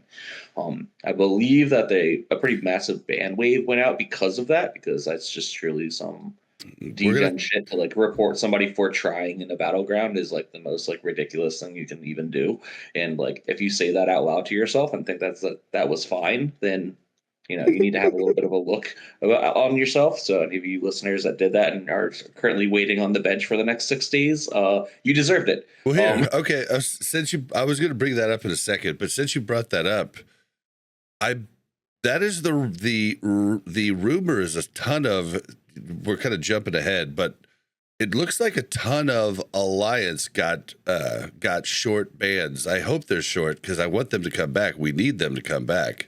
I heard it was 7 days from the grapevine that I've heard through. So okay, because we went both Horde and Alliance had instant queues. We were just going, and the queues were instant. Now Horde has about 7-minute queues, and we believe that to be, could be wrong, speculation, rumors. We believe that to be because a huge chunk of Alliance got a freaking ban. So right now we're sitting at long ass queues. And I think it's because of what we're about to tell you. They did. So here, yeah, I'll just go ahead and cover it. So basically, and this was just Alliance. I know that's, everybody's like, oh, that's just what you saw. No, it really was just Alliance, which is weird, guys. Like, dude, I know there's people on Alliance that didn't want to do that, and you guys got reported by the other guys, but dude, you should feel bad, man. Like, you should feel gross, and when you look in the mirror, you should feel icky, because they were literally just letting you letting Horde take everything, 5-minute games, and they were getting the 2 marks, which was definitely better honor per hour. But guys, it's so gross. It's so gross. I can't respect it at all. And I know you're going to say, oh, well, I'm a PvEer, but you don't need the PvP gear then. The PvP gear is all stamina, your main stat, and armor. Like, it's not great for you in raids. Yeah, I think people are like holding out hope that maybe the rank 14 weapons will be some kind of BIS, which I still doubt, dude. Because every phase they're buffing every weapon. So by the time we get to AQ level weapons, I really doubt that the PvP weapons are going to be anything other than they'll probably PvP change them weapons, up, to have stamina. Like, and just yes, you will get your, it would be a great weapon quickly that you don't have to wait for a drop. But I bet you from what I've seen from them changing the actual epic gear, I think they're going to make it very, very stamina type gear. And yeah, it's going to be okay for you, but it's definitely not going to be BIS, I don't think. Yeah, so people are doing, this honor grind for the sake of doing the honor grind, basically. Like, maybe people want mounts. I mean, I guess, but like, that's kind of, even that I don't think is truly the reason. So if you're doing it to get all this rank 13, rank 14 gear, but you're not actually using it to PvP with, well, what are you doing? Yeah. I mean, yeah, it might be a little bit better than but I'm pretty sure Blackwing Lair gear is going to be better than any of that PvP gear put on. I mean, so it could just be ignorance too, of people just not going to look at what the gear is, right? Because they might just look and think it's the gear that was there before, but they've changed it up significantly. So, and if you're the type of player that's going to grind to rank 13 on your character, you're probably rating on it also. You're not like going to real quickly get some new gear and be able to slot it in, while you wait for your raids and stuff. Like, it takes weeks to grind this honor. So like, by the time you're 4 weeks into BWL, like, you probably have just better stuff for PvE at that point. You're not getting anything quick out of this. So if you're doing this grind and you're not using the PvP gear, like, why are you doing it? Why are you wasting hours to literally AFK in Arathi Basin and report people? Like, I don't understand what your end goal is. Yeah, I don't get it at all. But yeah, that's what happened. It was cluster F for sure. So it happened over the weekend, and then quickly they come back. I had actually basically said that this is what they were going to do. A lot of people thought they were going to change the turn-ins price, from 7,500 down. But I was just like, no, they're just going to take away the extra mark you get for losing, and then that's what they did. And don't tell anybody though, but it still is faster for you guys on the Alliance side to throw 3 5-minute games rather than win a 30-minute game. Just heads up. But I was just saying. I think the only people that got banned were the people that were like advertising that they were throwing games and like saying it in trade chat and general chat, recruiting for. Yeah. And then probably reporting people that were trying to play. But guys, we wanted it back, man. Just play the game. I've had so much, dude. Last night we did a 15-man pre-made. We had, I think at the start we had like 2 raffle stomps. They were kind of trying, but we just destroyed them. Then we got destroyed by like SEAL Team 6. Like these guys were absolutely fucking nuts. We tried our hardest, but we could never get more than 2 bases, and it was just like every time we'd think we have a 1-up, we just get destroyed. Then we played 2 games where we won 1 and we lost 1, but by 100 points. And they were some of the funnest games that I've played. And like, I just don't understand. I want to do the honor grind too, but you know, like why? I don't understand. I can understand if you fight for a bit and you give up because you realize that they're just better than you, and you kind of just give up about halfway through the match. It's like, fine, okay, you beat me. But I do not get, like, stay out of our PvP, guys. Like, if you just want this shit for PvE and you're not a PvPer, stay out, man. Like, it's the most fun part of the game for me, and y'all are ruining it. Why do you keep trying to get me to come do it then? Because you're good at it. Bullshit, you said if you don't want to be in there, and you are one of the best there, flag spinners I've ever seen. Following your advice. Like, you spin them off of the flag, you cap the freaking flag so often while healing. Like, most healers don't do that shit. Like, you were good at Arathi Basin, really good. Okay, I'm just competitive. I just like to win. And you have a brain. Because just competitive doesn't help you actually win. It just makes you want to win. Guys, I just found out. I hate to derail us from this riveting PvP talk, but I did get my priest trinket. So now I have to figure out how to get it. Honestly, Mel, don't look up a guide. Don't look up anything. Fuck that. Come on. You want to know one cool piece of news, Mel, that I did not put in the news because I was like, it's just for priests and we're not going to have time for that.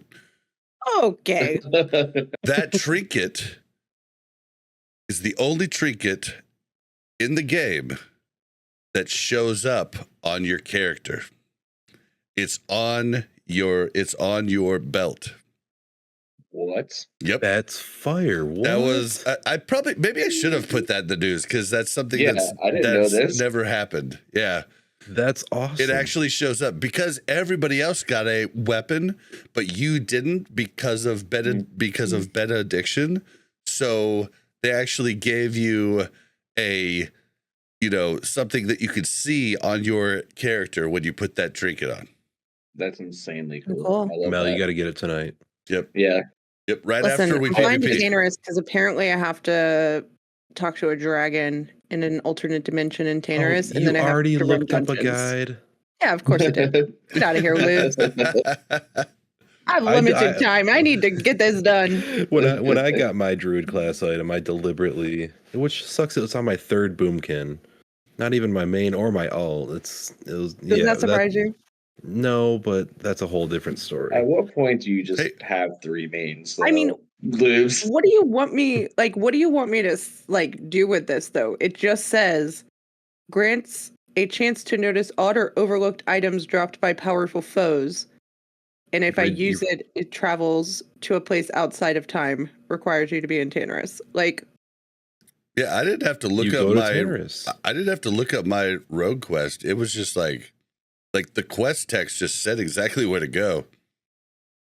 Yeah, go to Tannerus and use it. See what happens. Yeah. Wait, I just read the first part of the guide to go delete to it. Tannerus. Delete that tab. Absolutely not. But yeah, so I mean, with sure. the Yeah. with the PvP talk, it has been still pretty good. I mean, like after they banned people, because it was still happening even after. I mean, Agred tweeted out about it, and there was a blue post about it, but there's so many people that don't read that stuff. Like I was at the sod water cooler yesterday, and that's where I heard the rumor about a bunch of Alliance getting banned. The sod water cooler is when you go to your Songflower. You got about 5 minutes, usually somewhere between 3 and 5 minutes by the time you get there. And everybody's standing around. Everybody talks in say there. Like a bunch of people just have conversations. Like actually talk to other people in the game. And it's like literally the water cooler of Sod. It's pretty cool. Yeah. And Dude, I went to go get Songflower one time and it wasn't cleansed. And everybody was just kind of looking at each other like, shit. And then somebody was like, anybody have anything? And I was like, mine are in the bank. And like everybody formed a group. They like ported me to org and then summoned me back. And I was there, like 30 seconds left, and I cleansed it. And we were like, woo! Like, that's sick. It was great. And then we were like, peace out, never talk to you again.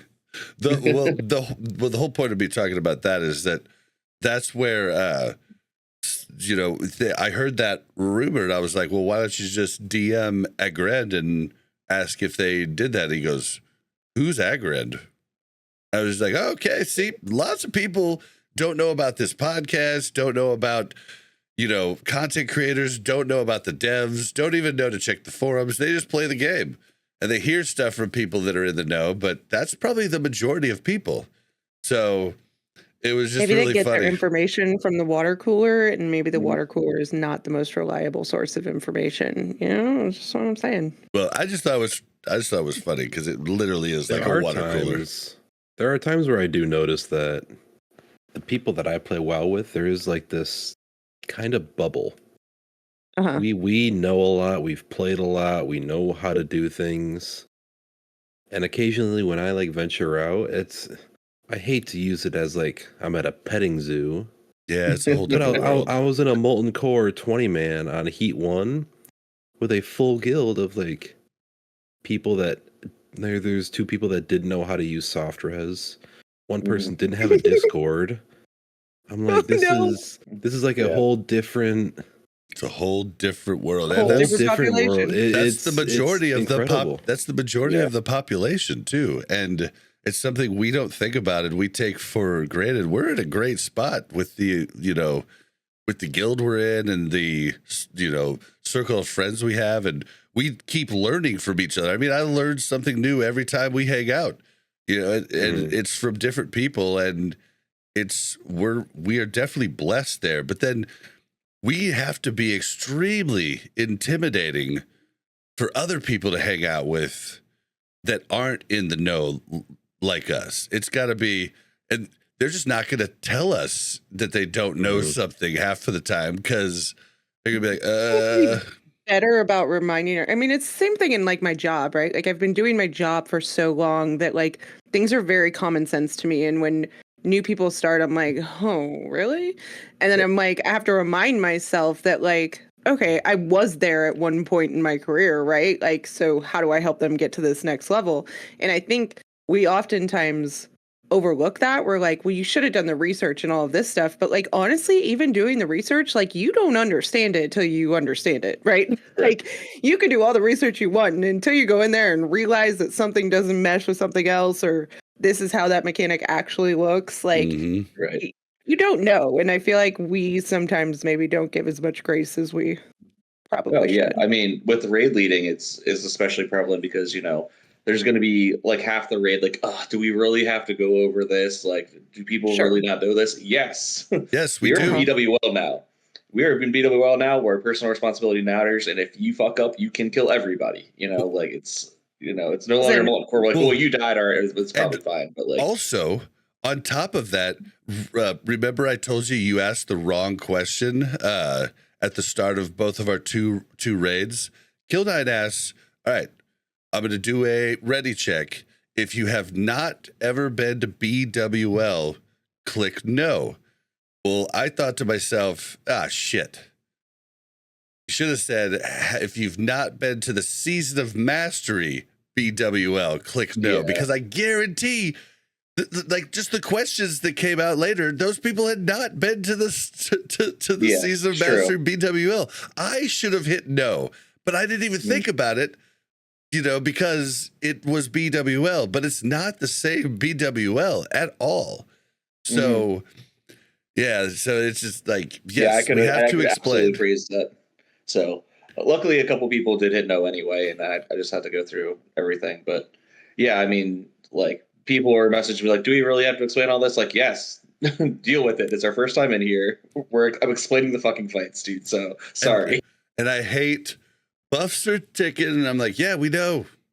Ours are too, bro. But, like, do you want to, like, run back and have to use new buffs? Or you want to, like, have a 2 minutes tick off of your buffs and make sure everybody's on the same page?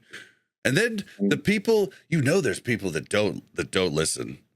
There's people that don't listen, and they're just like looking at freaking, Amazon and be like, okay, do I need this? They're vibing to their music. They have a different tab open. Yeah, There's times where, like, okay, I have ADD, right? Like, there's times where I am listening, and then I just am not listening for some reason. Like, I'm hearing it, but I'm not actually like comprehending it, right? Yeah. And then I'm like, oh crap, wait, what'd you say, Killnine? Which one am I on? Sorry about that. Like, but people won't say that. Most people won't say that. I'd rather you admit it and ask the question than get us killed. Well, and then it's also, I'm always fine with that. If you needed something repeated or whatever, I'd rather you have absolute clarity and know what you're getting into than being like, it's probably fine, and everybody dying because of it. And there are many times where I've done lots of SOD and SOM, and I've done BWL many a time. And last week I was in a pug on my alt, and the raid leader was explaining something. I put on a little flash game on my stream. I was playing the world's hardest game with like the little cube going around and all that stuff. Right. And then the ready check comes out. I'm like, all right, click ready. And then I like open up my WoW screen, and the entire raid's in a whole different area of the zone. I'm like, oh shit. No. Yep. Well, I have no idea what the strategy is. Yeah. And I am guilty of it too. I try really hard to not look at chat whenever a fight's being explained, even if I'm not in our raid. Like, if I'm in our raid, I'm listening for if I want to interject and like add something to it that like you might have forgotten. Like, we both do that to each other, right? Like, just to kind of help check bases. I wish we could have done that with Onyxia cloaks this last week, but body cloaks and fireball. Yeah, oh god, we'll talk about it. But yeah, like, I'm trying to not look at my chat, not look at tells, not look at the raid talk, but then the raid talk, someone will ask a question, I'm like, oh, I should have looked at that. And it's just it's a whole lot, and I have ADD. It definitely is hard, but you need to listen, and you need to, if you miss something, I do it all the time. Like, did you say this? Or I'll be like, and don't forget this. And like, we just said that. I'm like, shit. Like, everybody's guilty of it for sure. It's just, if you're playing a game like Lubes was, you kind of deserve it. You know what I mean? Like, I'm trying, I'm just failing. You weren't even trying there. No, I was whole different world. But yeah, I'd much rather people just ask a question and have things cleared up. I'm going over a lot of things at once. I'm going over range, what healers, what melee are doing, what tanks are doing. And if you're like, well, you were going over everything, I missed what is range doing? Because even certain range people have different jobs. Like, hunters have different jobs sometimes on different fights because they need to trank shot and stuff like that. So if you just need clarity, just ask. I'm more than willing to, go over it again with you and make sure that the fight's clean. No one's trying to wipe. No one's trying to be in there for 3 hours. We did segue off though a little hard. So I did want to get back to the kind of the original topic of, we are intimidating to other people because we know what we're doing so much. So just yesterday I ran a hard mode car and I pugged it. Full pug. Me and 14 strangers, and invited them to the Swamp Discord on the public raid and whatnot. And I was filling, and I wanted to fill to 15. I believe if we weren't with 10 of our guildies, we could do it with 10. We could probably even do it with less. It's honestly not that hard. But I brought 15 because they were pugs. And even one of the pugs was like, do we really need 15? I'm like, this is a pug. Yes. And after we got done with the ZG, he messaged me. He's like, I was a little questioning your decision to bring you 15 at first, but now that we just went through that, if we didn't have 15, we would have been in there for 4 hours. I'm like, yeah, I know. Yeah, everybody expects lots of people that are like us that know as much as we do expect other people to know as much. And I don't even know as much as a lot of the people in Swamp. Some of them are like fucking encyclopedias, man. I mean, I'm like Chris Mix calls me an encyclopedia, and I do know a ton. I know probably more than, like if we're looking at like total knowledge of the game, I probably know more than at least 90% of the population. It might even be higher, and you guys might even be 95. Like it's most people don't know this much about the game, and we have to just remember that. And if we don't help teach them, they're going to leave, and our game is not going to have people. So you got to be you got to be a little chill with people, and you just hope people don't make the same mistakes over and over after you explain them. Yeah, for the most part, I'm like fine with people making mistakes, but it's like if you're pulling threat on the same boss over and over again, and we tell you and we like try to help. Yeah, you got to know your class. And the people that are doing that are not the people that aren't very knowledgeable, right? Well, and usually the people, I'm parsing higher than them, and I try to point out to them, guys, I'm not pulling threat. You don't have to either. You just need to know your class. And it's even, I'll even say Swamp. We went into the PTR doing Veil, 25 people, and I was one of the top 3 damage on every attempt we did. But I was one of the only ones who never pulled threat. I mean, like we're talking good, skilled people pulling threat constantly. Yeah. And it's like, do you not have a threat beater? And we're talking rogues pulling threat, which you have no excuse. You have Fate to throw in there if you need to. You have Vanish. You can lip, on pull.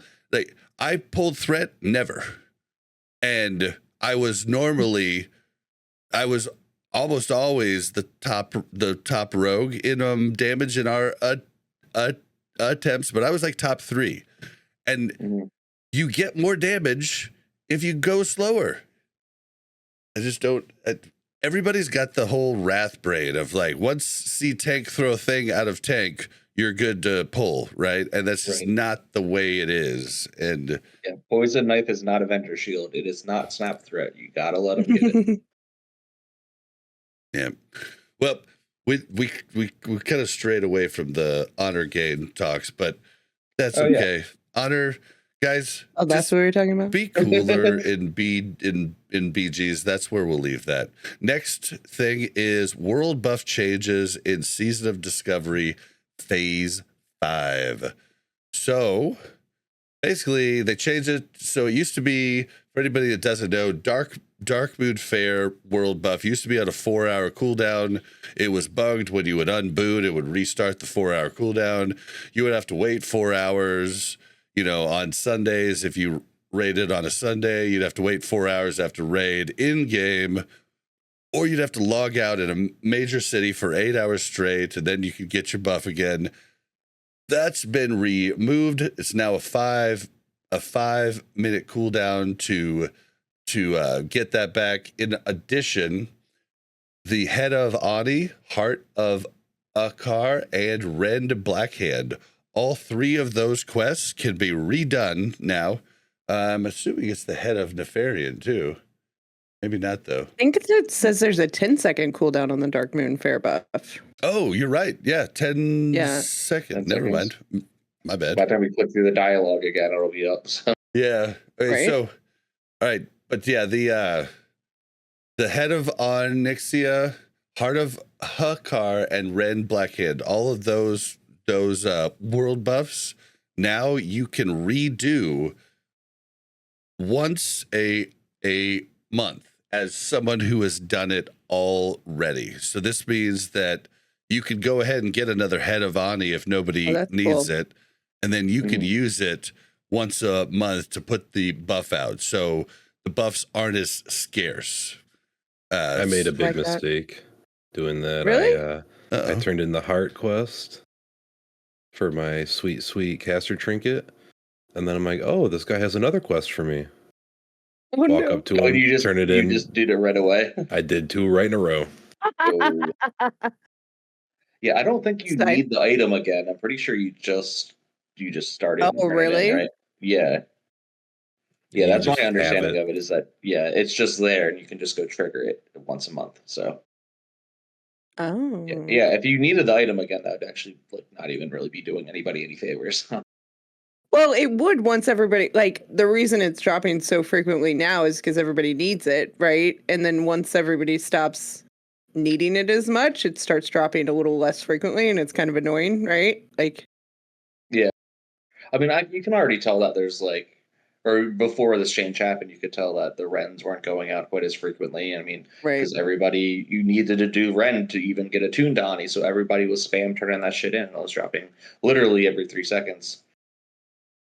Yeah. And yeah, I was worried about that, especially on Horde side where, that's how it triggers because you have to do it to get to Ani. So everybody is not going to just hold on to it for raid day. Like, some people would for Ani heads and whatnot. So I was like, yeah, we're going to run out eventually. Like people will stop making alts. Like, I mean, it's kind of, so this was just a good change just to make it more reliable. And then, if you have 25 people in your raid and you're raiding once a week and you need to have it, the boon right before raid, somebody's in your raid's going to have it to drop and for everybody to boon. You know what I mean? Yeah. I like it. Great idea. Was there any other changes to world buffs? I don't think so. Yeah, the Dark Moon Fair change definitely is nice because it stops people from griefing it quite as hard because it almost stopped them in their tracks. Yeah, because before, you would get it and you would kill somebody with it. Like, haha, that person has to come back in 4 hours or 8 hours or whatever. Like, I've literally now it's they can just do it. Like they don't care. I walked up 3 different times and got it in Elwood Forest as an undead rogue, and there were 3 alliance just standing next to me, and I was like, okay, I guess all right. There we go. I guess this is how it works now. But with the honor changes, killing you might have been quite lucrative for them. So yeah, I just don't think they could. I think they were scared. Saw the big purd. They were like, ooh, that little big dagger. Yeah, well, and I've heard a lot of people talking about world buffs too. I don't know about you guys, but world buffs, I think it's just because I've done them so long now in the different versions of the game, but I was way behind. This last raid was like, oh my God, I didn't get world buffs. And I got home and I got on an hour before raid and I was like, all right, I'll just get the ones I can. And 40 minutes later, I had every buff except for Dark Moon Fair because it wasn't in town. So I went, got, to be fair, I already had booned Rend and Ani buff, but those are dropping constantly now with the change. So I had those booned. I went, got song, I looked at my timer on Nova world buffs.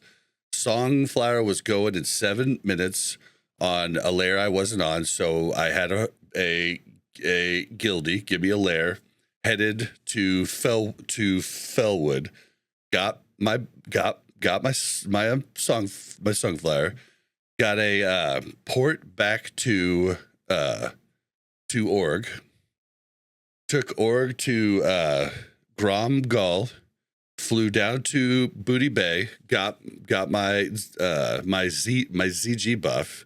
Then I went and talked to the little gnome guy, right by where you port to Gnomeregan, and had him port me to Feralis.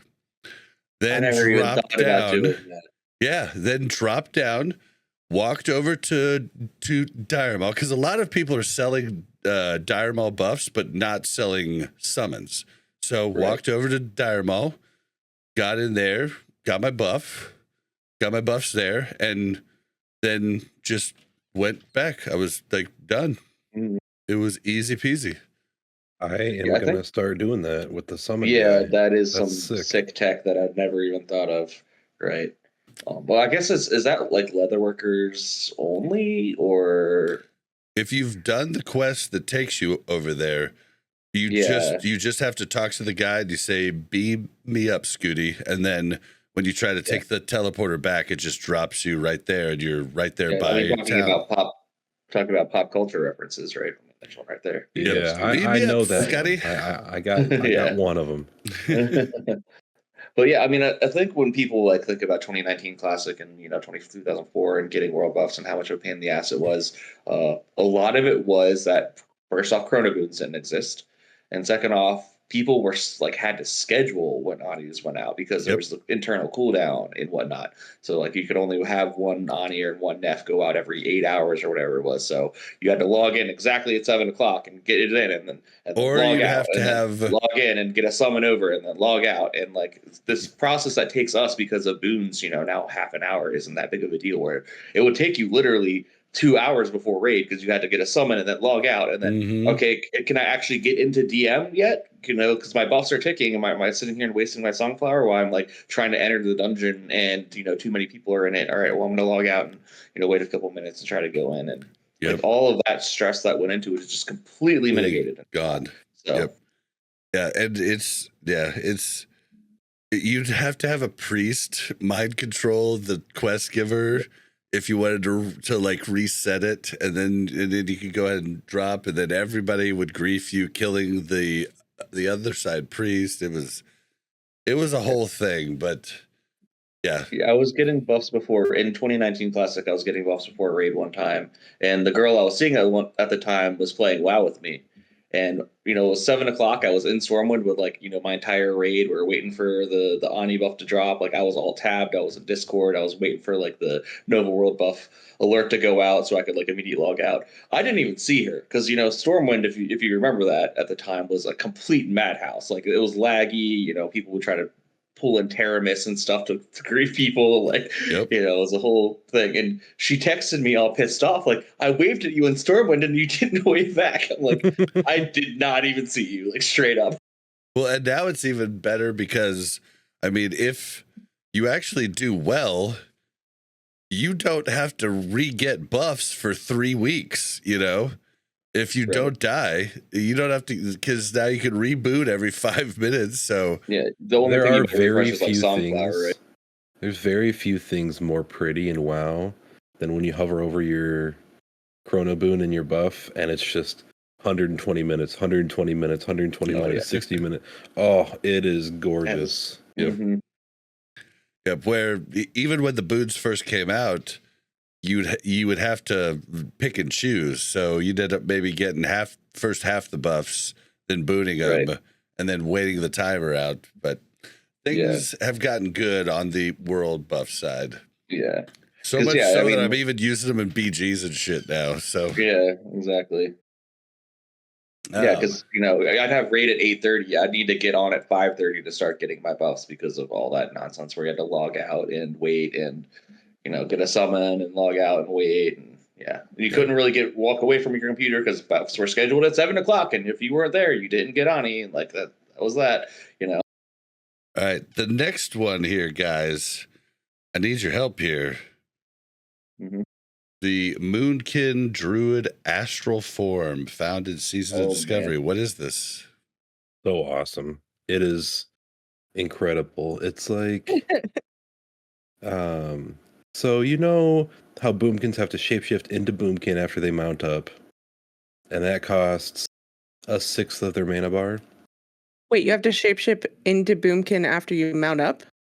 Yeah, you couldn't Yeah. mount while in Boomkin form. So anytime you mounted, you would go out of form. So if you wanted, like in Battlegrounds especially. And it Wait, it you just made stopped noggin talking, foggers. Killnine. Yeah, Killnine just, you were still talking, but Yeah, go ahead. yeah, but you Wait, like hold on, no, I'm muted lost. yourself or something. Can you hear me? Yeah. Yeah. Okay. It just Go went. ahead, Loops. Yeah, it just went mute, like in the middle of you talking. But Oh, that's weird. All right, go ahead, Loops, though. It's just like it made noggin foggers the biggest buff you could have in BGs because you didn't have to shapeshift out of. If you were a skeleton, you could stay a skeleton on mount in Moonkin form. And Astral Form just made it so where What does you Astral can Form do? that now. It turns you like little invisible. Not invisible, translucent. I'll use translucent. Throw some stars over your head. Some people are kind of angry that the form doesn't look crazy, but see, yeah, I haven't even noticed it because you definitely notice a fire kitty, right? Mm-hmm. it's just we aren't a chicken. Yeah. Yeah, We but I look don't like our love that. normal You're not a humanoid form. Boomkin. Oh, we are. Don't worry. Yeah, got Starfall. We we're pull still in everything. the form, but we just have an aura around us rather than being in the full Boomkin form, and that just allows us to interact with humanoid targets. Allows us to You don't look like a chicken? mount up. Nope. No, Yeah, it's weird. We're our I was character so- model. Okay, I didn't know about this last night when I was PvPing. I was so confused at this druid fighting me, looking like a freaking night elf. Right, But that's like what it was. kind of like translucent, exactly like you're saying. Oh my god. Mhm. Wait, you Dirty. like this? You like not looking like a chicken? I am a big okay. I like being a big old chicken. It's funny. It's the dance animation is incredible. I like it in Hitting it waves with one where- of these is impeccable gameplay. But man, having to mount, I'm doing ZG rep farms. I was talking about those earlier. Having to mount up, go, recast Boomkin form. By the time I cast Boomkin form, have to remount, get back over there, and then do it all again. I'm at half mana at the start of the fight. It's like, But why couldn't they just make it like Astral Form in your chicken costume? there is a way you can do Like, it. I You want to have still to see the like, chickens. I don't like that I can't still You see the should chickens. still have it's to see. purely That's so we can bullshit. mount. Yeah, but it's bullshit. okay, though. now are you calling for Boomkins to get nerfed now? What is this about? No, I'm Yeah. calling We got for one fun if thing. you're in Boomkin form, I need to see you in Boomkin form to know what I'm going up against. It's kind of like very similar to my problems with Transmog. Well, we were getting around it with But even Noggin worse. Foggers and Gift of Gobs anyway, so it wasn't. Yeah. Yeah, to be That's still a lot. That's still a lot of work you have to do. I don't run into that. there's a way you can become a sparkly chicken. You have to like shapeshift into Moonkin form, get gobbed, unclick off the Astra buff, re-click on the Astra buff, and then unshapeshift and reshapeshift, and then it's some whole convoluted thing. I did it by accident once, and I don't remember what I did exactly. But yeah, I mean, it's purely so we can mount and build. All right. Well, at least now that I know, I'll be able to tell that that's a freaking chicken. Look for the little stars above their head. Can ferals do it too? Like, can ferals go into cat form and then Astral Form? This is a Boomkin only thing. It could be rough in earlier phases if they did that, but now that Restoration Druids are tree form, then it makes it, there's a big distinction. If there's a Druid in their human form, chances are that they're a Boomkin. All right. All right. Well, guys, I'm going to skip this last news piece, and we're just going to move right on to...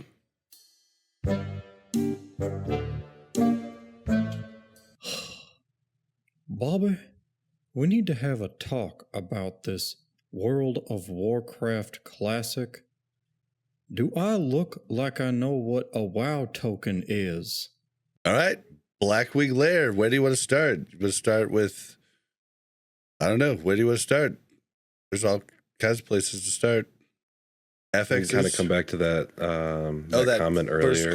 That first question. Yeah, I wanted to comment on that. Yeah. So he thought that they were gonna rotate affixes, but he was kind of right and kind of wrong. They're just making one of the affixes the weekly, and the way it works now, there's 5 affixes. Green, you get a green goo on you, and it's very obvious. It can be a little, maybe not as obvious. If you're standing, I would have to say it might not be very obvious. If you're standing in a big group of people, you might not know it's on you. But if you have your proper add-ons, you get a notification that it's you.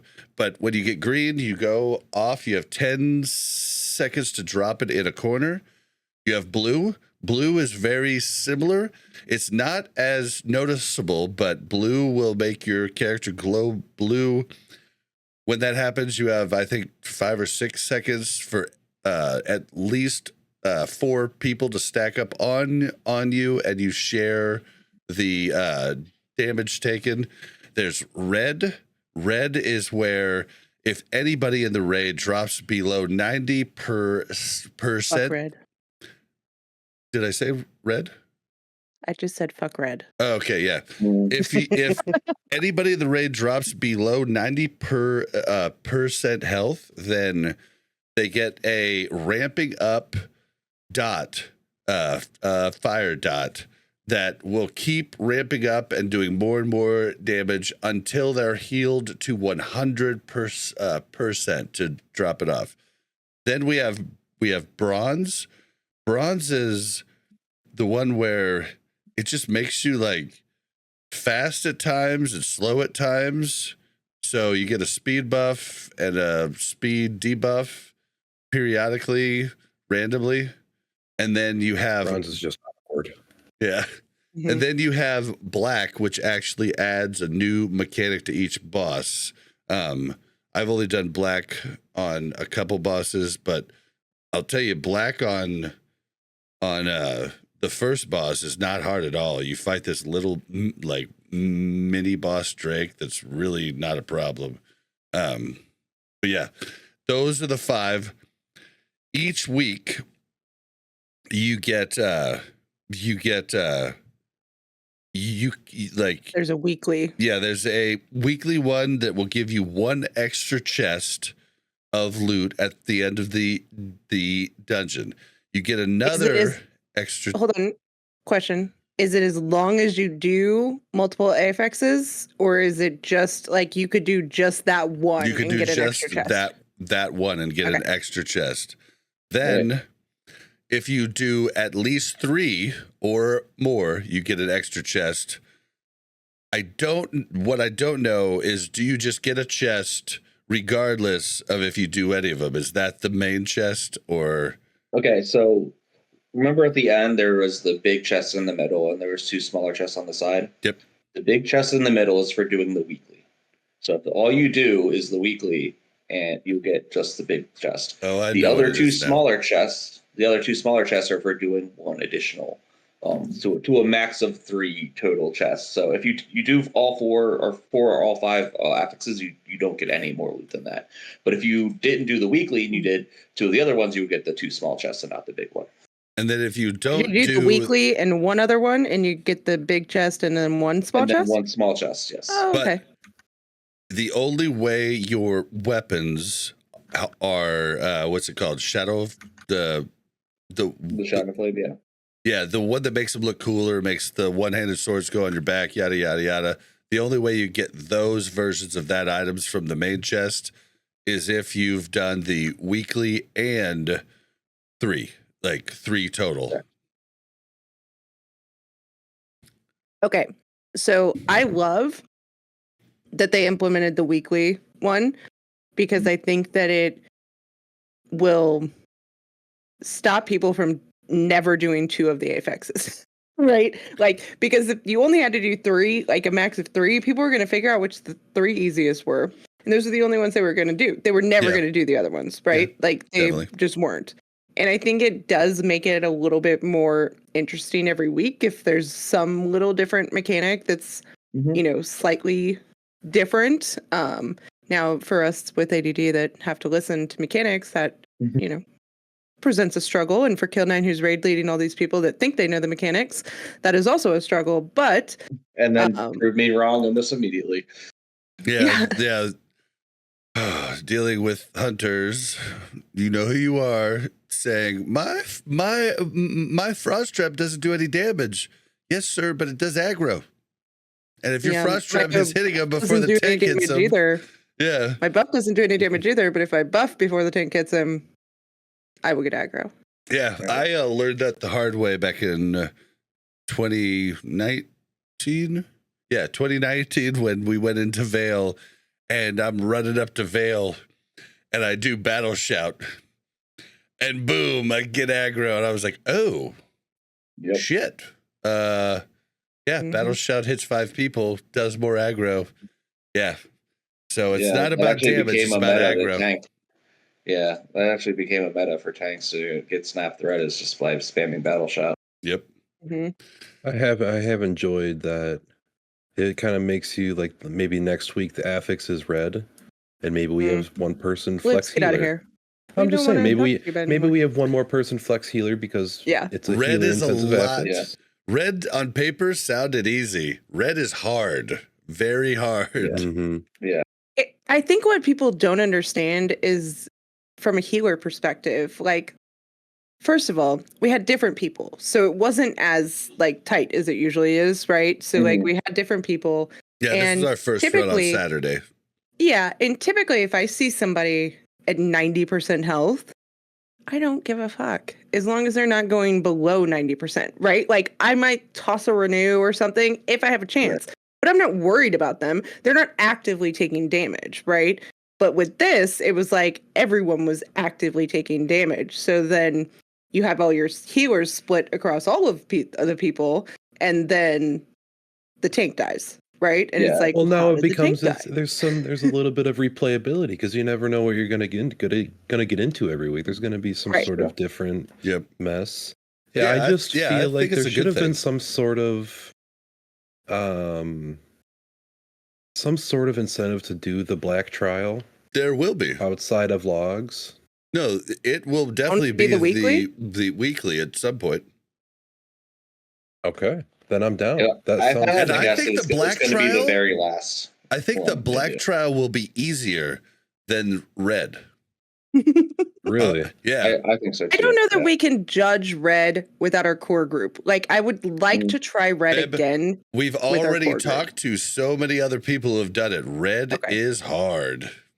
Yeah. I mean, it felt hard. I was just saying, like a lot of things felt hard with, half the group being different than what we usually run with, right? Mm-hmm. Yeah, we looked at the damage red did to raid, and I was the doofus wearing I was wearing like my devil core and everything else, and I had great fire resist, and I was like, we were going over logs, and Killnine was like, holy shit, the amount of damage people took from red. I was like, who took the least? And he goes, you did. I actually said the opposite. It on the fights that we actually got kills on, which wasn't as many as we would have hoped. The damage out from red actually was a lot less than I was expecting. That's not the problem with red. It's the attention that it's taking from the healers. Yep. And it's not like we were successfully. It did a bunch of damage. We were successfully healing up people who had the red, and then failing to heal the tank, right? Or failing to heal somebody who had another debuff. Over the course of the fight, it'd be like between 10 or 20k damage, which isn't nothing. Don't get me wrong, but it's not ignored. It would have been 60 to 80k, right? Yeah, exactly. That's the difference. It's like that 20 to 30k or 10 to 20k is stuff that we would not have had to worry about before. Exactly. Right. And the fact that you can't ignore it because it gets worse and worse and worse. Yeah, it's urgent. It's not like something you can like, hey, I need to eventually heal this. It's like, you need to heal this right now. Oh, your tank's going low. Yeah. Make a sacrifice, right? Like I would implore people that do want to do red Yeah, you could bring extra healers, but everybody has the gear from Molten Core, unless they're silly and they've gotten rid of it because they think they don't need it anymore. But just have everybody in 226. I mean, it honestly won't matter because of the stacking. Like the stacking of it, unless you can resist it. Yes. Can you resist it? Yes. Okay.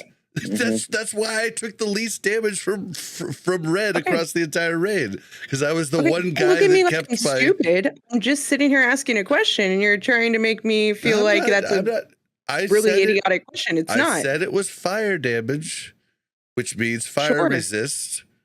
Helps you resist can it. you resist it actually getting placed on you? No, at 90, you get it. Then you resist the damage. You will resist the first couple, and then it'll tick on you and fucking murder you in one hit. Okay, Mel. Partial resist also. Like the way resist work is, yes, you can't have a full resist, but the more fire res you have, the less damage you take from every tick. What I'm saying though is resist. It doesn't reduce the immediacy of it, which to the healers is the problem. But it reduces you dying from it. People weren't dying from the red. You're missing what I'm saying. If you have to do red, have your raid wear fire res. It's a good tip. That's all there is to it. I disagree. I think you don't have your raid red fire res, and I think you kill the boss faster, because the longer that we have to be in this zone. No. Don't wear dumb shit like greens. Like, I'm just saying, that mitigated, the damage that the red is doing is not killing people. The immediacy of needing to heal people because it stacks, and it will go from 1,000 to 3,000 to 6,000 to 10,000. Let me blow the immediacy of needing to heal them. Let me blow your mind. The more fire resist, the less immediacy needed. That's not true, because it's continuing to stack. So by the time you get to 4 or 5 stacks, it's not going to matter whether you have fire res or not. It does. It so does. Okay. It reduces how much damage you take by an epic shit ton. I understand that. Does it do the full resist amount all the time? So could you resist 90% of the first stack, 90% of the second stack, 90% of the third stack, and then the fourth stack, all of a sudden you get hit for 80% of that? Okay. Yeah, you're most likely a flat number. Depending on your resist, like if you have enough to resist 90% of the first pack, you're probably gonna resist about 80 to 90% of the next one, etc. It doesn't get stronger in how much you resist, if that makes sense. Okay. Is it not just a chance? It's not. Yeah, there's always guaranteed. the 1%. Yeah, there's always a 1% chance you just don't resist any, and that happened to me. That can happen. In Molten Core, where somebody exploded because they weren't wearing enough fire resist, and I was standing next to him, and Bob was blaming me for not wearing enough fire resist, and I just got really unlucky. But yeah, I was at 236 or whatever, and I just took the full blunt of the damage just because I just got unlucky. The 1% chance just went all the way through all my fire res, and I took fucking 4K damage to the face. Yeah, we're both right in different ways. What makes red the hardest on the healers is just the fact that you have to really be watching everybody. But you're going to have to do that less, and less people are going to die if you have fire res. I'm not saying put on greens and everything else, but everybody should have some pretty sick, tier 1 fire res. That puts you right up to 90, something like that, if you just have full tier 1. And then on top of that, Devil Core for melee is still really good gear. The ring is not that bad. It's not great, but it's not that bad. Having people with the trinket that can put a bubble around the entire melee could help too. These things just mitigate the amount of urgency a healer would have to do. Okay. I say we just bring 40 people and kill the boss immediately. Yeah, that's what I'm saying. The faster we kill the boss, the less people that die. That's all I'm saying. Yo, yeah. I mean, that's just across the board, like across the board for everything. Like the faster you kill the boss, the less mechanics you have to do. Like I'm just saying, like, it forever. runs a set of mana quicker too, especially me as a priest, right? Like, I'm doing more Circle of Healing. I'm doing more like single target heals. I'm going to run out of mana fast. So no matter if you're taking half of that tick or the full tick, like, I'm still going to have to do that same stuff. And if you're going to put on anything that is going to make us kill the boss slower, then I don't want you to do that. I want you to freaking kill the boss as quickly as you can. It's not, so that I still have mana at the end. Yeah, it's not gonna be that much slower though with the gear that I'm talking about. I mean, it's Okay. Or you have, instead of getting the little DPS upgrades on your pants and your helm, still keeping the fire res there would be smarter. With red, also GFPPs, pretty much you just would have to drink them anytime they're not active, basically. Any boss fight, yeah. I was lazy and didn't even change the enchant on my helm and Same. legs. I'm just gonna wait And I until I called get it my strategic. ZG. Yeah, I'm just gonna keep them. I think that's the smart play. Like people I'm gonna wait for trying the to get ZG 8 enchants. agi or 8 strength is like, bro. Well, What no, are you the doing? ZG enchants though I think are really good. Is it for head and pants? I think so. Is it? Yeah. What is Sure. the enchant? Because I'm It's still different for every using. class. Huh? It's different for every class. Yeah, I forget. I can't remember from So 2019. yours, I believe, is like 20 attack power hit and like 20 stamina or something like that for rogues, I want to say. Yeah, see, that's really good. But like thinking Yeah, it's about insane. 15 attack power on my shoulder, 20 I stamina. did not even switch it's- that. I'm still using 25 fire res on my shoulder. Like 15 I can attack tell you what power it is is right not now. worth It's it. 20 stamina, 10 agility, and 1% chance to hit. The hit Is that doesn't the hurt. new one or the old one? That's a new one. Okay. Yeah, 20 that's- stamina, 10 agility, and 1% chance to hit. Yeah, see, that's huge. That makes sense to replace. But for 15 attack power on my shoulders or 25 fire res on my shoulders, I'm going 25 fire res because I want my raid Well, your to live. shoulders is 30 attack power. Yeah, I'm The other talking one I read about was the I know, 15 I'm attack saying power we had before. yeah, I'm saying the new shoulder one is 30 attack power. The new head and leg one is what I was saying before. Yep. Yeah.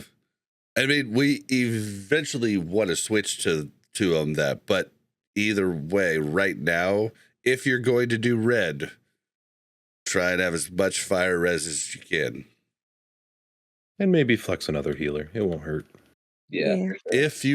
If you can. I mean, that was like, but even with another like healer, when we were doing red on the first night, we had to switch to 5 healers and unboon to beat the boss. For those Veil shots. Also, Yeah. Veil. Like, Veil is also a very specific boss on red, that there is also another targeted thing hitting other people that needs to be healed up before they die so that they don't blow up. Like Veil is like, I don't think red would have murdered us as much in all of the rest of the dungeon with an extra healer, or all the rest of the raid with an extra healer, but I think Veil was like a ton of things just added on top of each other. Well, then you have Firemaw, where more, more fire res means you just never have to get out until you get your whatever lightning nature debuff too high, and then you just have to go stand and twiddle your thumbs because you can't take fire damage at that point. That's one fight that I've been relatively surprised by. That's a lot of fun. I'm enjoying that one. Which Fire one? Maw? Yeah, Mhm. because it's like for the longest time there was just which this one's super Fire Maw? simple cheese strat, the one that most people take it in the door Okay. and Yeah. you After melee the one gate. side of the wall. It's just Yeah. kind of cool. It's like That's a not how whole. you've done it before. So It's everyone did literally it how that I've always way, done it. No, that's but how now you've there's a always new done it. debuff.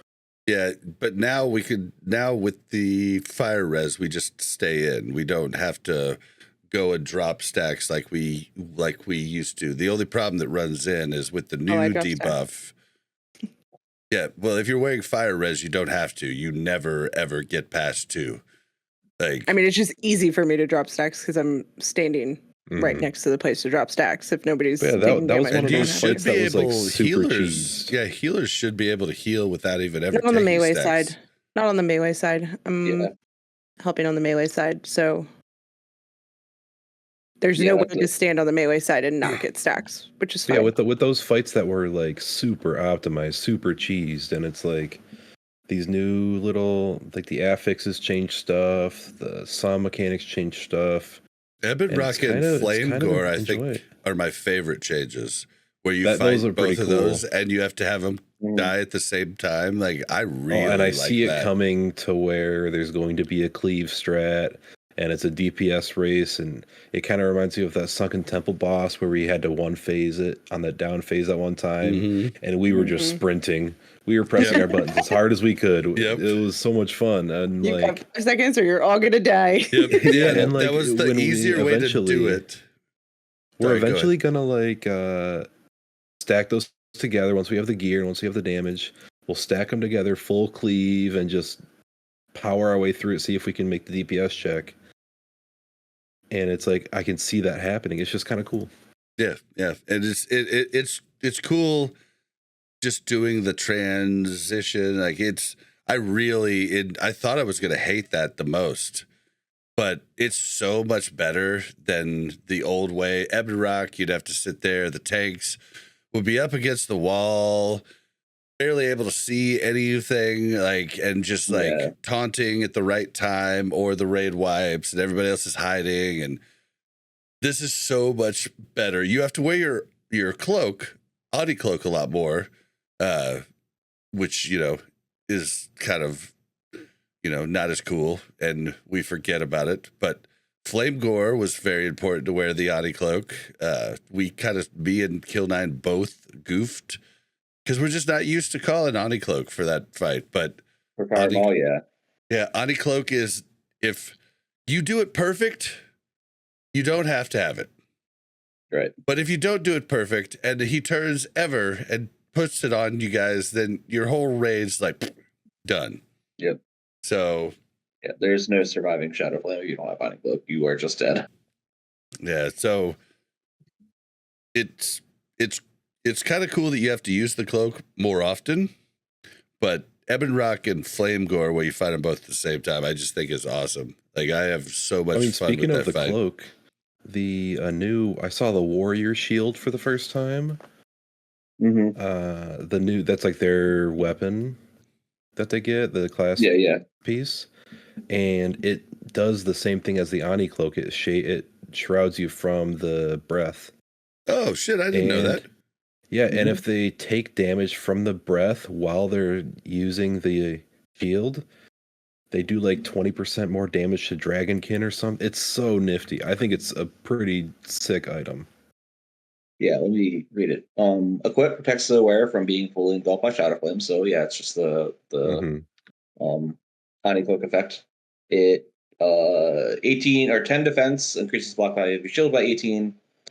Use Ray of Suzerain for 5 seconds, reducing spell damage taken by 50%. And if you're struck by a dragon's breath, gain Rage of Suzerain, granting 30% bonus damage against dragons for 10 seconds on a 1-minute cooldown.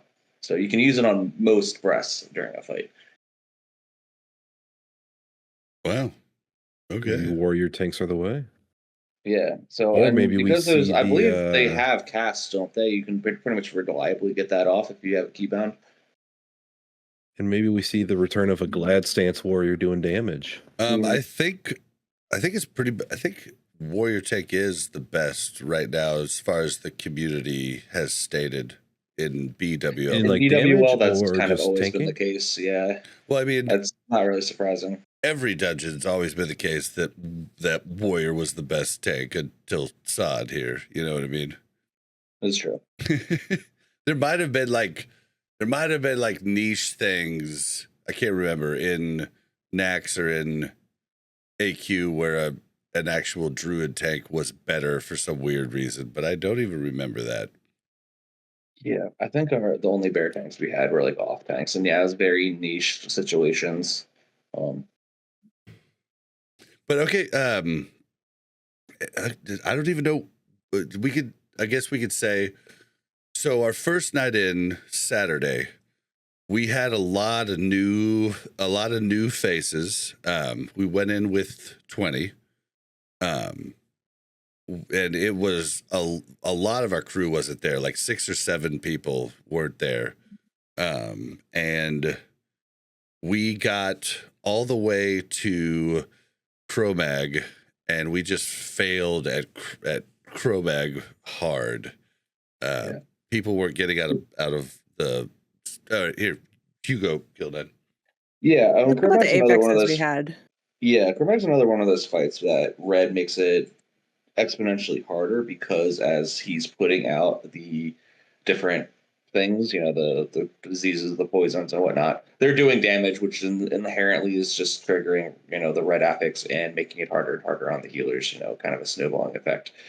Without the red affix, the dispels go out, and you don't really need to heal the red like all that much at all. But yeah, because you get Not the to green mention affix for a that few seconds, and you get most. you take. Go ahead.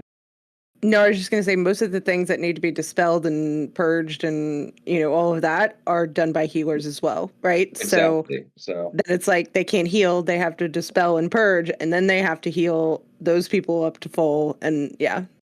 Exactly. And then, so we just kept having the tank die because of that, because their attention was taken out elsewhere. So yeah, without having the red affix on, you dispel that person, they, maybe took like 500 damage to 1,000 damage or whatever over the course of them having the green one, which I think is like a just ticking poison dot, along with whatever other effect it does on the people. You can just leave them be for a little bit, it's totally fine. Just like go back to healing the tank and whatnot. But yeah, with the red affix, that few ticks of green suddenly triggers the red affix, and so you actually do need to heal them on top of just dispelling them. And yeah, that amount of attention taken away from our healers just made it very, very difficult, especially not having our main core group of people that, kind of have their assignments and whatnot. So, yeah, that's truly what went on. And then people also eating the breath, even though I said 7 times, get out, get out, get out, get out, but that's neither here nor there. That's how it goes sometimes. That's just how raids. We had a little bit of people pulling aggro problems as well. So that didn't help. And on a couple different bosses, I think the boss turned towards us on Veil a couple times and breathed everybody. And, we had somebody run in. It was Table. It was so uncharacteristic of Table, right? Like ran in, like trying to position your. On which boss? Bobby, Yeah, Mel, you're mixing up raids though. We're at Oh. Saturday raid. Okay. Well, fine. Table, I'll let it slide then. For now. Yeah, right. Just wait. All right, I'm coming for you. Yeah, so one thing about the Cro-Magnus breath, I'm pretty sure that cast time was sped up with the Solemn changes. It had to be. I'm fairly sure. Yeah. I'm almost positive because it was easy to get out before, and now it's like a half a second cast. So like you should probably, unless you're on top your shit, you should be moving out as soon as it can cast, because the breath, like the timers say when it can be cast, but it's random when it casts after that, and that's one of the big deals there. So the breath is really fast.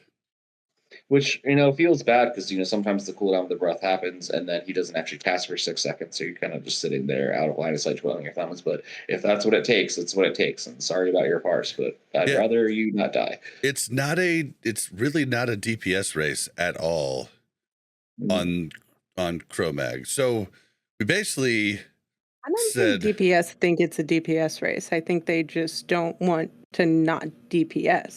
Yeah, every DPS hate downtime. It's just how it is. I will say this: I did one in BWL on a Cro-Magus fight with a different group, and I didn't touch my bars. I stood behind the wall until I saw Arcane Vulnerability, and I didn't press a single button. I don't do nothing to that boss without vulnerability, and I know it. Yeah. So the second I got the vulnerability I wanted, stepped out, Star Search did my whole thing, and then it wasn't arcane anymore, and then I stepped back in, and then I didn't have threat issues. Life was good. Interesting. Shocking. It was super nice with threat issues. We didn't have it on this poll, so we were rolling with a rogue tank, and it was nature and vulnerability, or nature vulnerability first. So luckily, many people didn't press the buttons. Some people still did. Dude, but that is one thing that rogue got a great threat lead. We got made. Yeah, we got that once. We could get better about calling that out. I feel like we're maybe not calling out the vulnerabilities as well as we could. Why do we need to, though? People should have add-ons that show them that we shouldn't be holding people's hands. People need to come with the proper tools. Would you rather hold people's hands and get through it quicker, or not hold their hands and then, like, that's what I'm saying. No, it's well, like, I'm saying we can hold their hand to get them the tool. We don't need to be like, we don't need comms,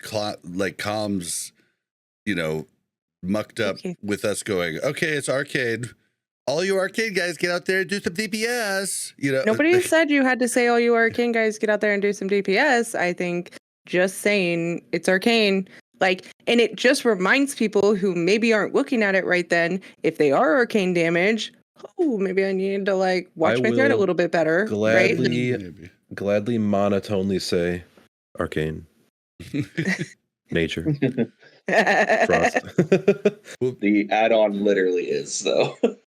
So, yeah. I guess nature. How many arcane, fire. This doesn't impact me because I don't DPS, right? So, I'm not looking for that. So, maybe all the DPS are. Maybe they are. Mm-hmm. But they're obviously not. So, how much does it hurt to, bring more attention to it? Because the more add-ons we all get, the more stuff that pops up on our screen, the more we kind of ignore certain things and Why are you saying we should call it out? Because I guess if people are pulling threat when it's their I get vulnerability. Okay. That is actually a really good call. My bad.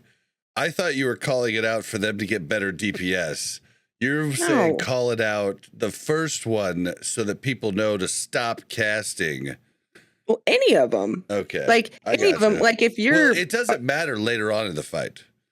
Maybe. Unless you get time lapse and you screw it up. But if you're a mage or something and you're high on the threat board and then it becomes arcane vulnerability or something, or once we're into the fight, there's no pulling it off of Kef. Okay, I'm pretty sure we've pulled it off of Kef mid-fight before. Not unless there's an aggro drop mechanic. Yeah, not even close.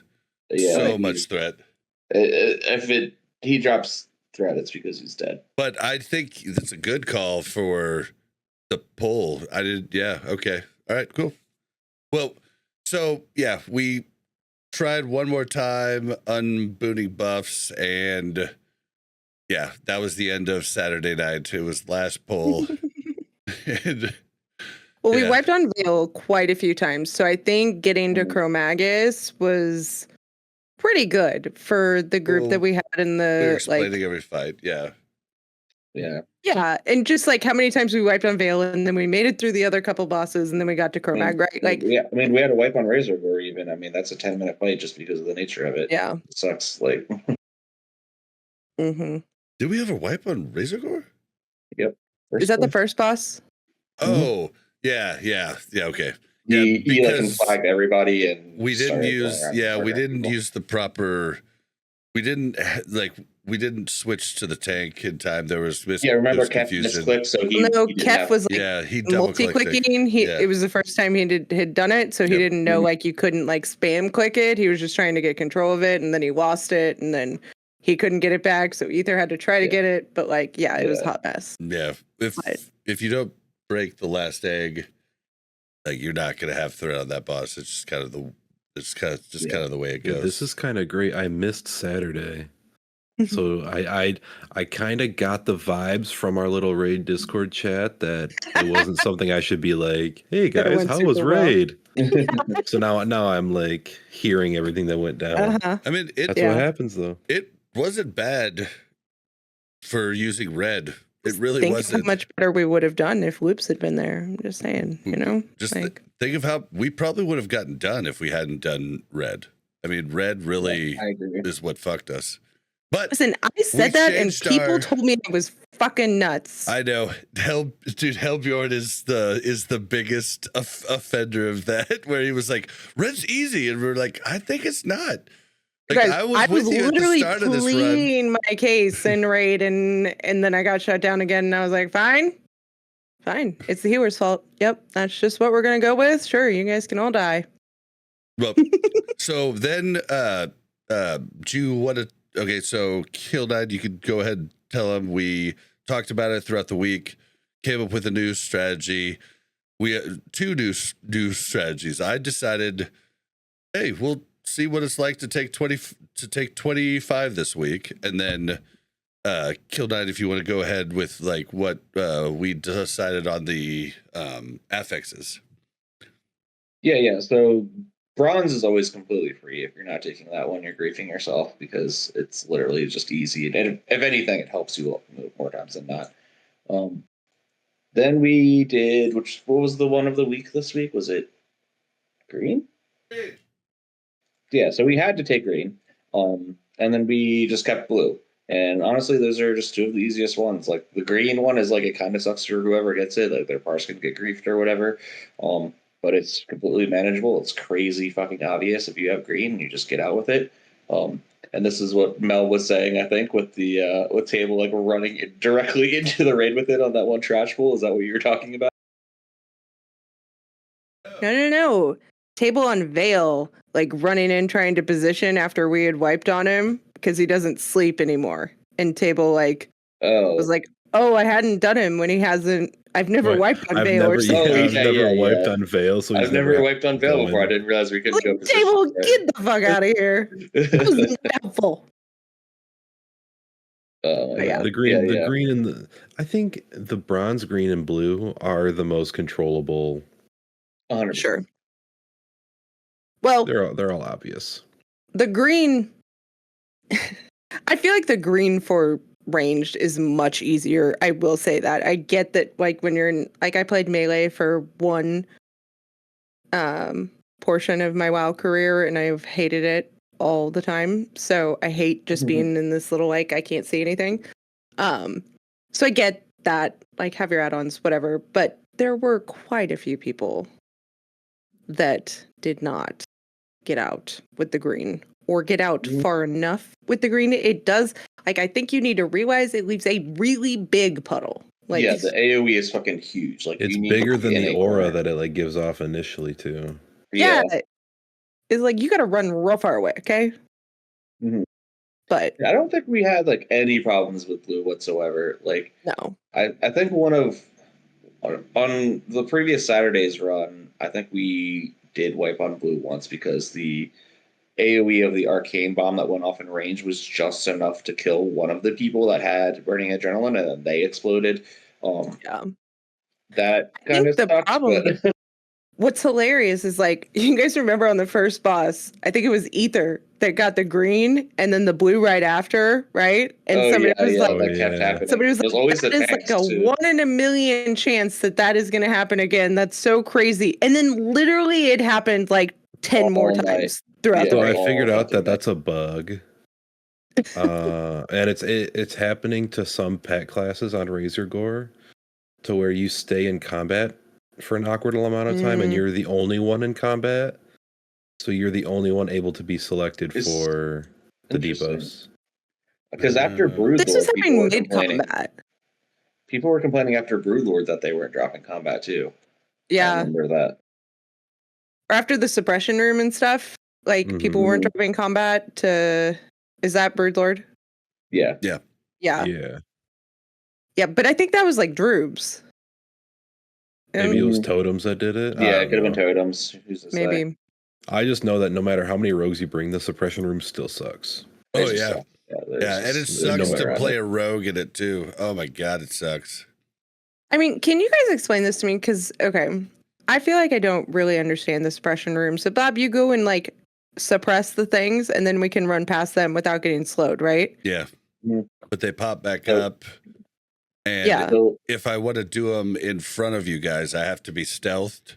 But the stupid dragon dudes fucking drop See through flame stealth? no flame Oh. flame strike on the ground. Like, and it's really hard to see in that room Ugh. too. So like you don't even know you're standing on top of it sometimes. I Yeah, mean, so but I know the slow is annoying, but like it I increases feel cast time by a like, shitload too. It's not just that. but aren't we like, yeah, I do realize that, but aren't we like, I feel like once we get to the back of the room, we are slowed the entire Yeah, time on the back side of the room. Anyways. There was a time, I think it was in our raid, that someone had the green debuff, and they were slowed by the bronze debuff, and they were in suppression. so Yeah. they were just stuck not moving with green, and they just dropped it on a bunch of the group, and it was I think done that might have from been there. me, honestly. It I'm was pretty sure that funny. happened to me. Yeah, I was like, Killnine, get out! Like I can't. Like I can't move. I'm slowed. yeah, but it went pretty much swimmingly easy. Our main night with 25 people, with all of our main crew and five new people. One of the hardest problems was just comms. Like there was a lot more talking with more people, and we had to call out to quiet comms. Like there was, we forgot to have everybody put on their Ani cloaks. Luckily, a third of the raid put on their Ani cloaks without us saying anything, and they're the ones that survived with world buffs and killed the boss. So we only lost about a third of our world buffs on Firemob, but then we just kind of pushed through the rest pretty easy. yeah, we didn't wipe for the rest of the night at all. We didn't wipe once, I don't think, did we? Yeah, I don't No, think we actually on Veil. wiped. We wiped on Veil. We wiped on Veil. Yeah, once, we wiped on Veil because of people we weren't pulling on Veil aggro. yet, so, right. Yeah. Veil was the only one we wiped on. I was just looking at the raid or the logs. But yeah, and I don't want like people We not wiped be able to talk twice. and raid, but like for the first raid that were in there and like things need to be explained, like once people know what they're doing and can kind of like go through it, I'm like fine with people being a little chattier. But like yeah, the first raid when like people don't know what the fuck's going on and people are still clearly making mistakes, I kind of want people to shut the fuck up at a certain point. So Yep. And Yeah, especially I when think that's the people difference can't. is When we say LOS, it means line of sight. That means get your ass to the fucking wall and let all the mobs run out to us before you walk out and fucking heal or cast or anything. It's so like simple. I would be walking out with the Okay, text to mark stuff, and then nothing- everybody would be following me, and I'm like, no, get the fuck nothing back there. pisses me off more though when you're like line of sight and I'm like, okay, I'm a good listener. I can go line of sight. And then you're like, who's fucking healing the tank? Nobody's fucking healing the tank. Nobody's fucking healing the tank because the tank's in line of sight. Guess what? I'm in the fucking position that I'm supposed to be in. Nobody told me to be over there. Like, yeah, don't, Bob. But Yeah, can the I tanks just don't need heals when they're pulling. But it Yeah, wasn't which you is why that we was should the problem, realistically have Mel. hunters pool. I know Yeah. it wasn't me. I know it wasn't me because I was in my right Then position. I don't know what the hell you're talking about. I'm Yeah, just realistically, talking that's why we in should have hunters pool and just let the tanks pool get them when they get in line of sight. But one I was thing, thinking can I- about for hold on. next week. Hold on. I was talking first. I was thinking about for next week. We hide in that cubby in the first room after Fireball, like the left cubby. Everybody just stays inside there and nobody moves out. Like until the mobs come around the corner. I don't even want to move out when the mobs come around the corner. That hill, like that's what I was going to we bitch about. never. That hill, Yeah, we never is fight on the hill that way. We did every single time. I just pointed out what we should do next week that will make it so we don't do that. I'm just pointing You're out to killing me, everybody Smalls. else, the listeners, that hill is a death trap because it doesn't seem like somebody is line of sight, but they are. And to get in line of sight of somebody who's at like the top edge of the hill, you have to be all the way up to the top of the hill. And then if they just creep over the edge of the hill, you have to go back down the hill to be able to heal them. Well, and you want to know something funny, Mel? If everybody understood line of sight, nobody would be on the top of the hill. Not one person. Everybody would be on the ramp because that's the only place you could line of sight them. Sure. That's why I'm so angry about this. I'm just saying, if the tank stops with him at the top of the hill, that's the one I'm trying to fucking heal. Well, the tank doesn't change the tank with line of should sight. pull and walk around the corner and line of sight also. No, not even that. We're going to just have hunters pull and bring them to us. Yeah, I think that's I'm the just smarter trying thing. to express some of the challenges we had because I'm sure other people are going to experience some of these challenges. I think our raid went very, very well. We had a couple hiccups, and I want to tell the world about those hiccups and express my healing opinion. I got you. Please don't tank people at the top of the fucking hill because it's really fucking annoying. Yeah, That's all. nobody. It wasn't a dig on the raid. We all should have been on the ramp. Nobody should have been at the top of the hill. Tank should have pulled, walked down to where they're at the very top of the ramp, and that would be a line of sight pull. No. What are you Mel, what are you talking about? I just said what should you're happen. Misunderstanding. Like the tanks, like walking around the corner down to the top of that hill, right there, that is line of sight. That is the problem. I think that's what you're missing. I think that top of the hill, not around the corner at that ramp. No. Oh my God, you're killing me. Okay, so you know when you walk up the first ramp, and then there's a flat spot, and then you walk to the right up another ramp? Yes. Okay. No one should be anywhere but the first ramp. The tank, if they were going to pull, should pull and then walk back to that to that incline. No one anywhere else. That's what line of sight is. The top of the first ramp is line of sight. That's what I'm talking about. Which is what we're saying. These shouldn't be on that. No, Mel, not the plateau, not the place the ramp goes to. The ramp, the top of the ramp is not line of. Because you're still on the ramp. No, we're it's healers. not. For some reason, when they are at the very top, like on that edge of the very top of the ramp, it is line of sight.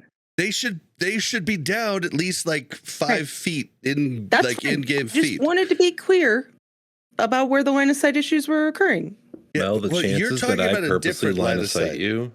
The chances that I purposely line of sight you this week, Mel, has increased 100%. You're talking about healer line of sight, Mel. 100%. Mel, you're talking about healer line of sight. I'm talking about. That's not what we're talking about. We're talking about everybody in the raid line of sighting the mobs so that they walk around the corner to us. Which, if they do that, we're never out of line of sight of healers. Correct. But what I'm saying is there's a bug about the line of sight of the ramp.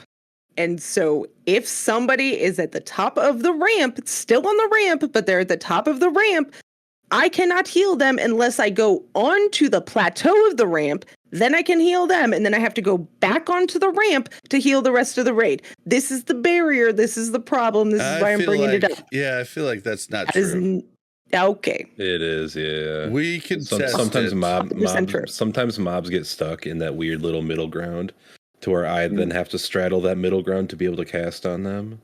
The little fucking engineers will stop and throw bombs, and like they can get like stuck in weird areas, and we'll just like sit there and throw bombs to the raid. So you're saying the very top of the ramp before it goes flat is bugged, is what you're trying to say. Where you're still on an incline. All right. Well, no. Okay. What? Go. What? That's not what I'm saying. Okay. I'm saying if you go up the ramp, the first ramp, if you go up the first ramp, the top of that ramp before the plateau, that is bugged. That is where I cannot heal you. So your line of sight. So you're saying they're standing on the incline that is like this. Correct. And you still can't heal them. They haven't gone to flat ground. Correct. Okay. I don't think that's true, but we can test it for science next week.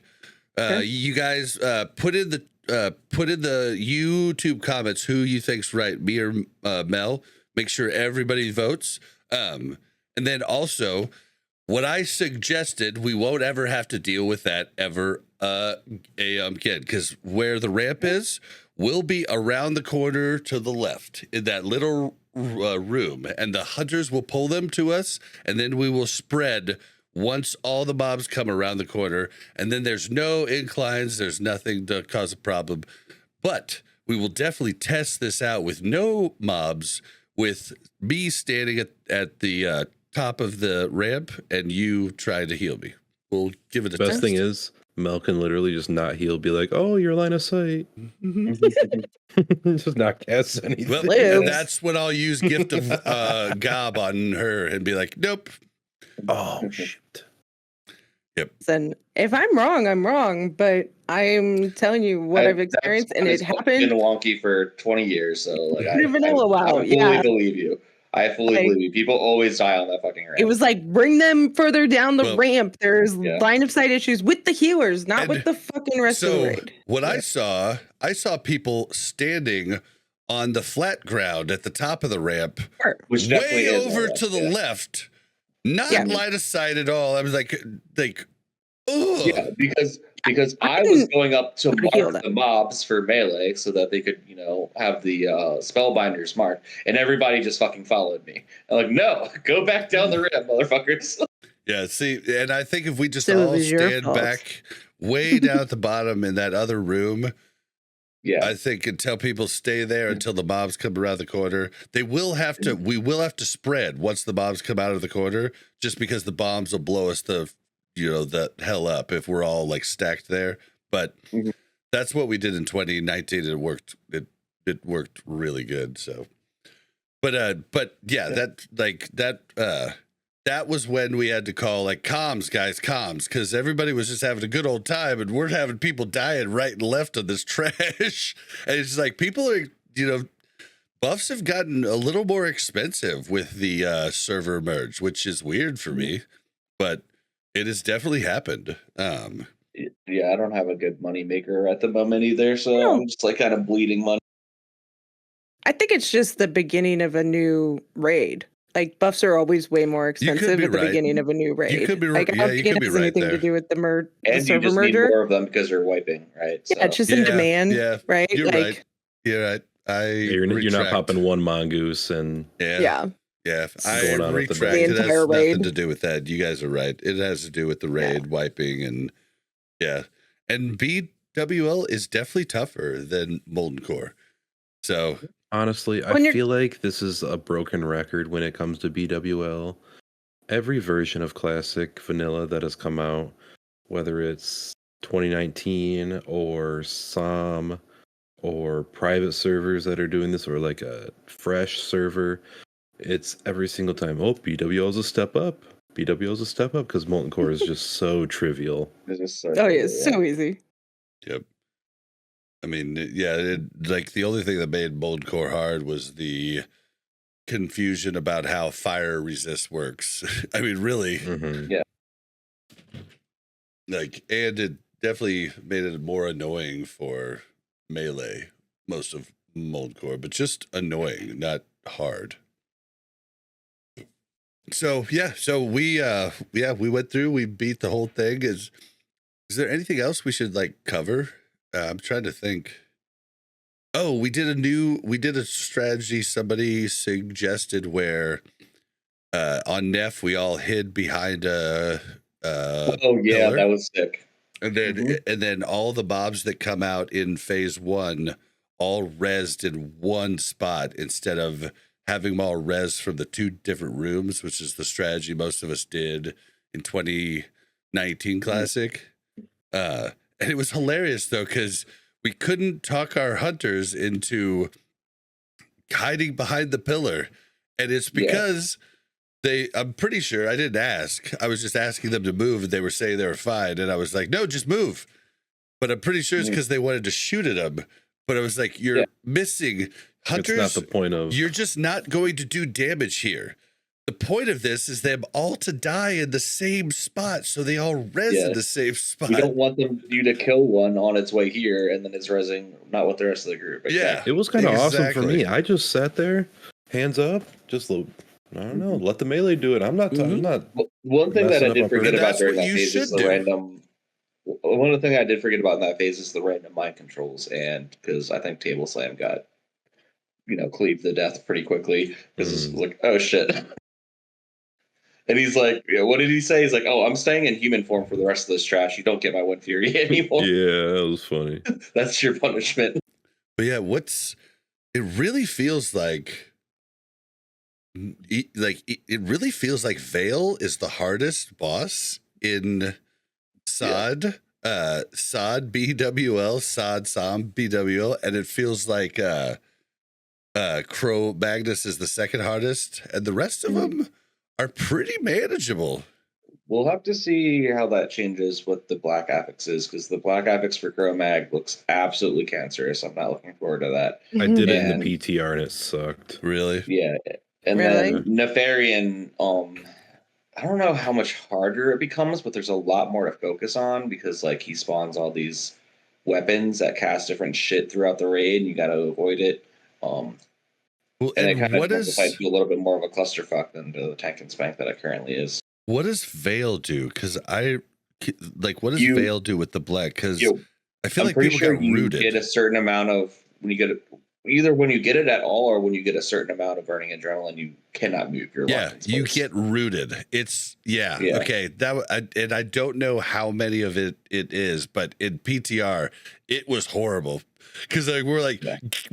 Get out, so they're like, I can't move. I can't pull over any farther. I'm already pulled over. We can't pull over any farther. It's really what it felt like. It was hilarious, though.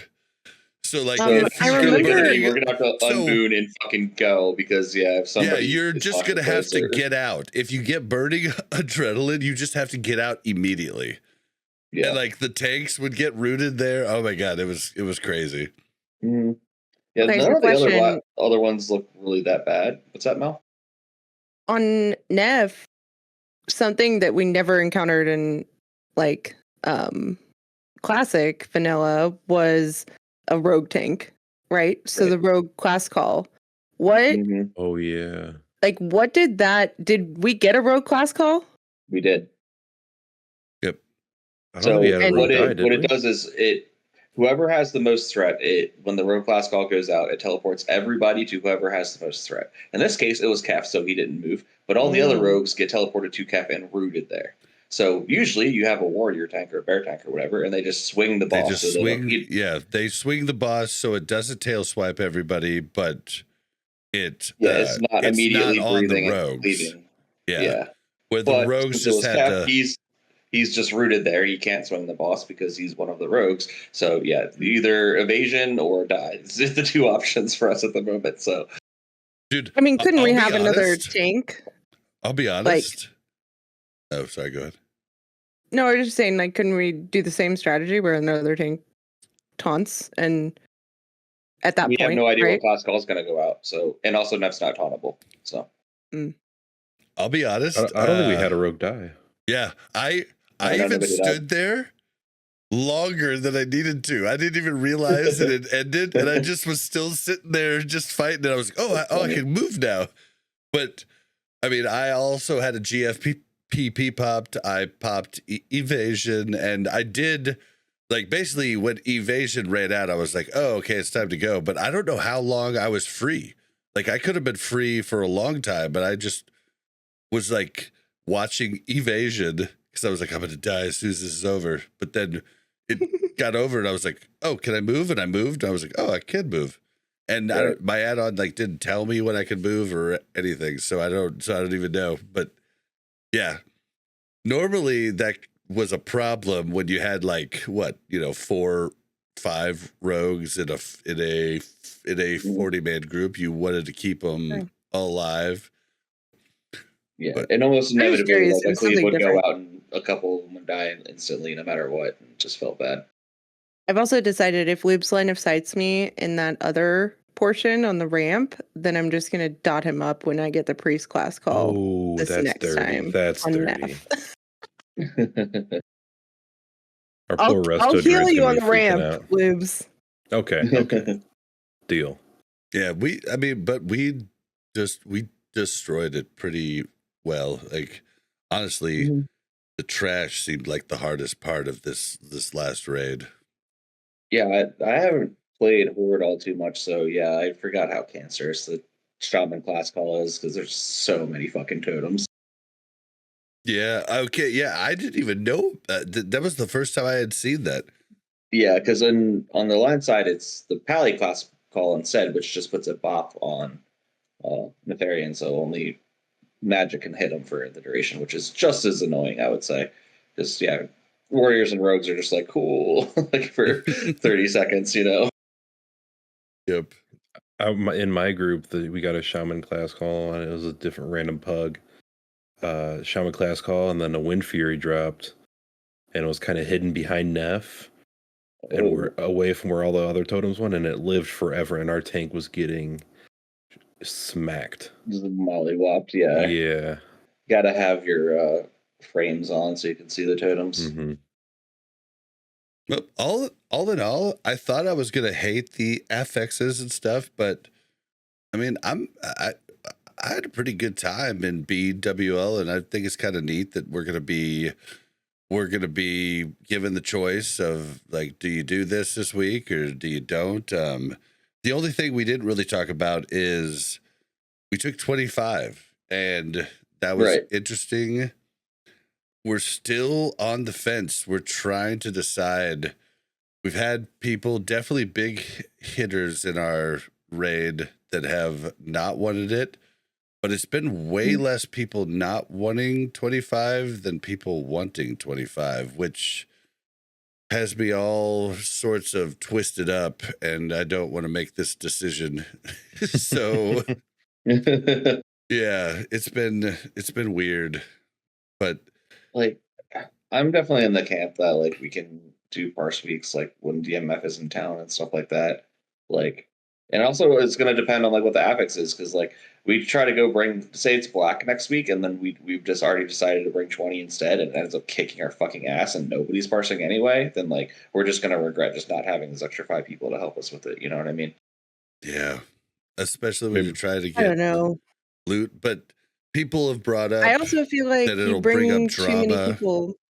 Yeah, you bring too many people, and then it's like, why not bring 26 if this other person has a friend that wants to come too? And then it's like, and then it just creates less of a cohesive unit, whereas, like, one person's out and you bring in a sub for that person for your 20-man unit, and I feel like it's pretty easy to kind of integrate them into the flow of things, as opposed to having, like, are those 5 extra people going to be the same 5 extra people, or are they going to be 5 different people every time, because those are the 5 people that can't make it every week? So, like, then it's just random, or people that can't make their normal raid. We could get right, we could like, get just really come good and pop into people, our raid. really bad people, you know. Yeah, That's the gamble that we got to take if we take 25, right? Yeah, we'll get some randos. Yeah, but if we take 25, why not take 28? Why not take 30? Blizzard, why not take, like, because of groups. I mean, group buffs and synergy, but sure. I almost just kind of wish Blizzard hadn't done that, or at least Warcraft logs just be like, here's the 25-man log, here's the 30-man log, here's the 35-man log, here's the 40-man log. I think they just split it between 20 and 40, right? That's what they did, which sucks. So 25-man is going to be the worst for parsing, period. Like, and it's just like, that just makes it, well, if we're going to do 25, why don't we do 40? You know, it's, and then nobody gets loot, and then it's just, it's a bad situation across the board. And I don't know about you. I'm just kind of leaning like, fuck it, we'll just go 20 just because it's the norm, and I don't want to have to talk to a bunch of people. And I would push for 20, and my whole reasoning behind pushing for 20 would be that I think we had a very healthy 20-man raid. I think that we had a very healthy Definitely. group of people that were willing to sub in when we needed somebody to sub in for a 20-man raid.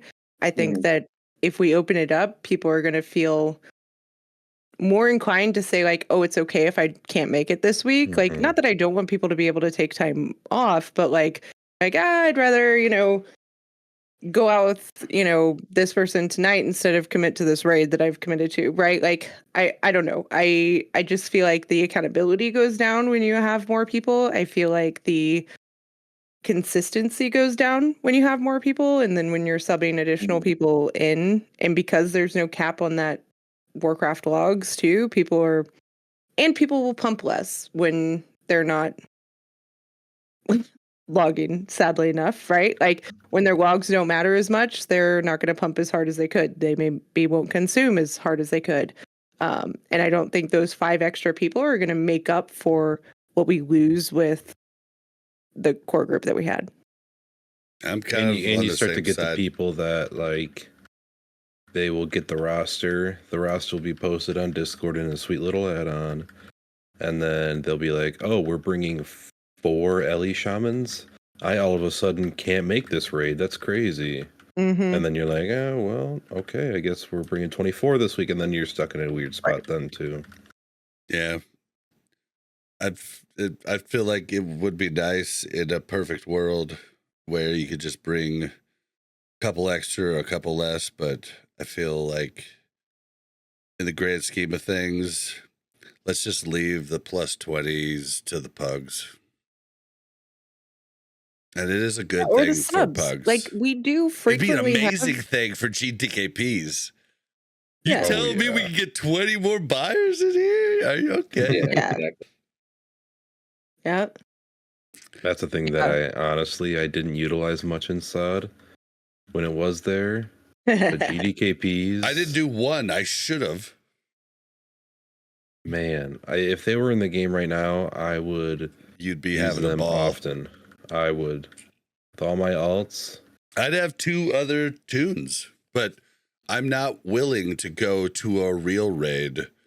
Like, I don't want to go to a pug on an alt. I just don't. And like, I'm not willing to do all of the work to have the best shit on my alts. So I'm not going to subject a swamp raid to having my hunter, right? But if I could do GDKP, I would totally do it. Yeah. But yeah. Well, all in all, I'm pretty happy with BWL. You guys too? Yeah. Yeah, absolutely. Give it 2 thumbs up. Whoa. I'll give him one of these. Little angle on one. It's BWL. I mean, I got into SOD knowing it was classic waste. So I'm happy. Yeah. I got the rate I signed up for. All right. Well, I think that's going to end it out for us, guys. Don't forget to follow us on Twitter at WC Reloaded. You can follow the Masters Buttons Network at the Mash Network. If you want to send us an email, you can send it to wcrpodcast@gmail.com. If you'd like to join the Discord, you can hit mash.gg/discord. Oh, wait, no, shit. That's the MASH Discord. WarcraftReloaded.com/Discord. You can join the MASH Discord too if you want to, but we're not there. How can you help the podcast? You can tell people about it.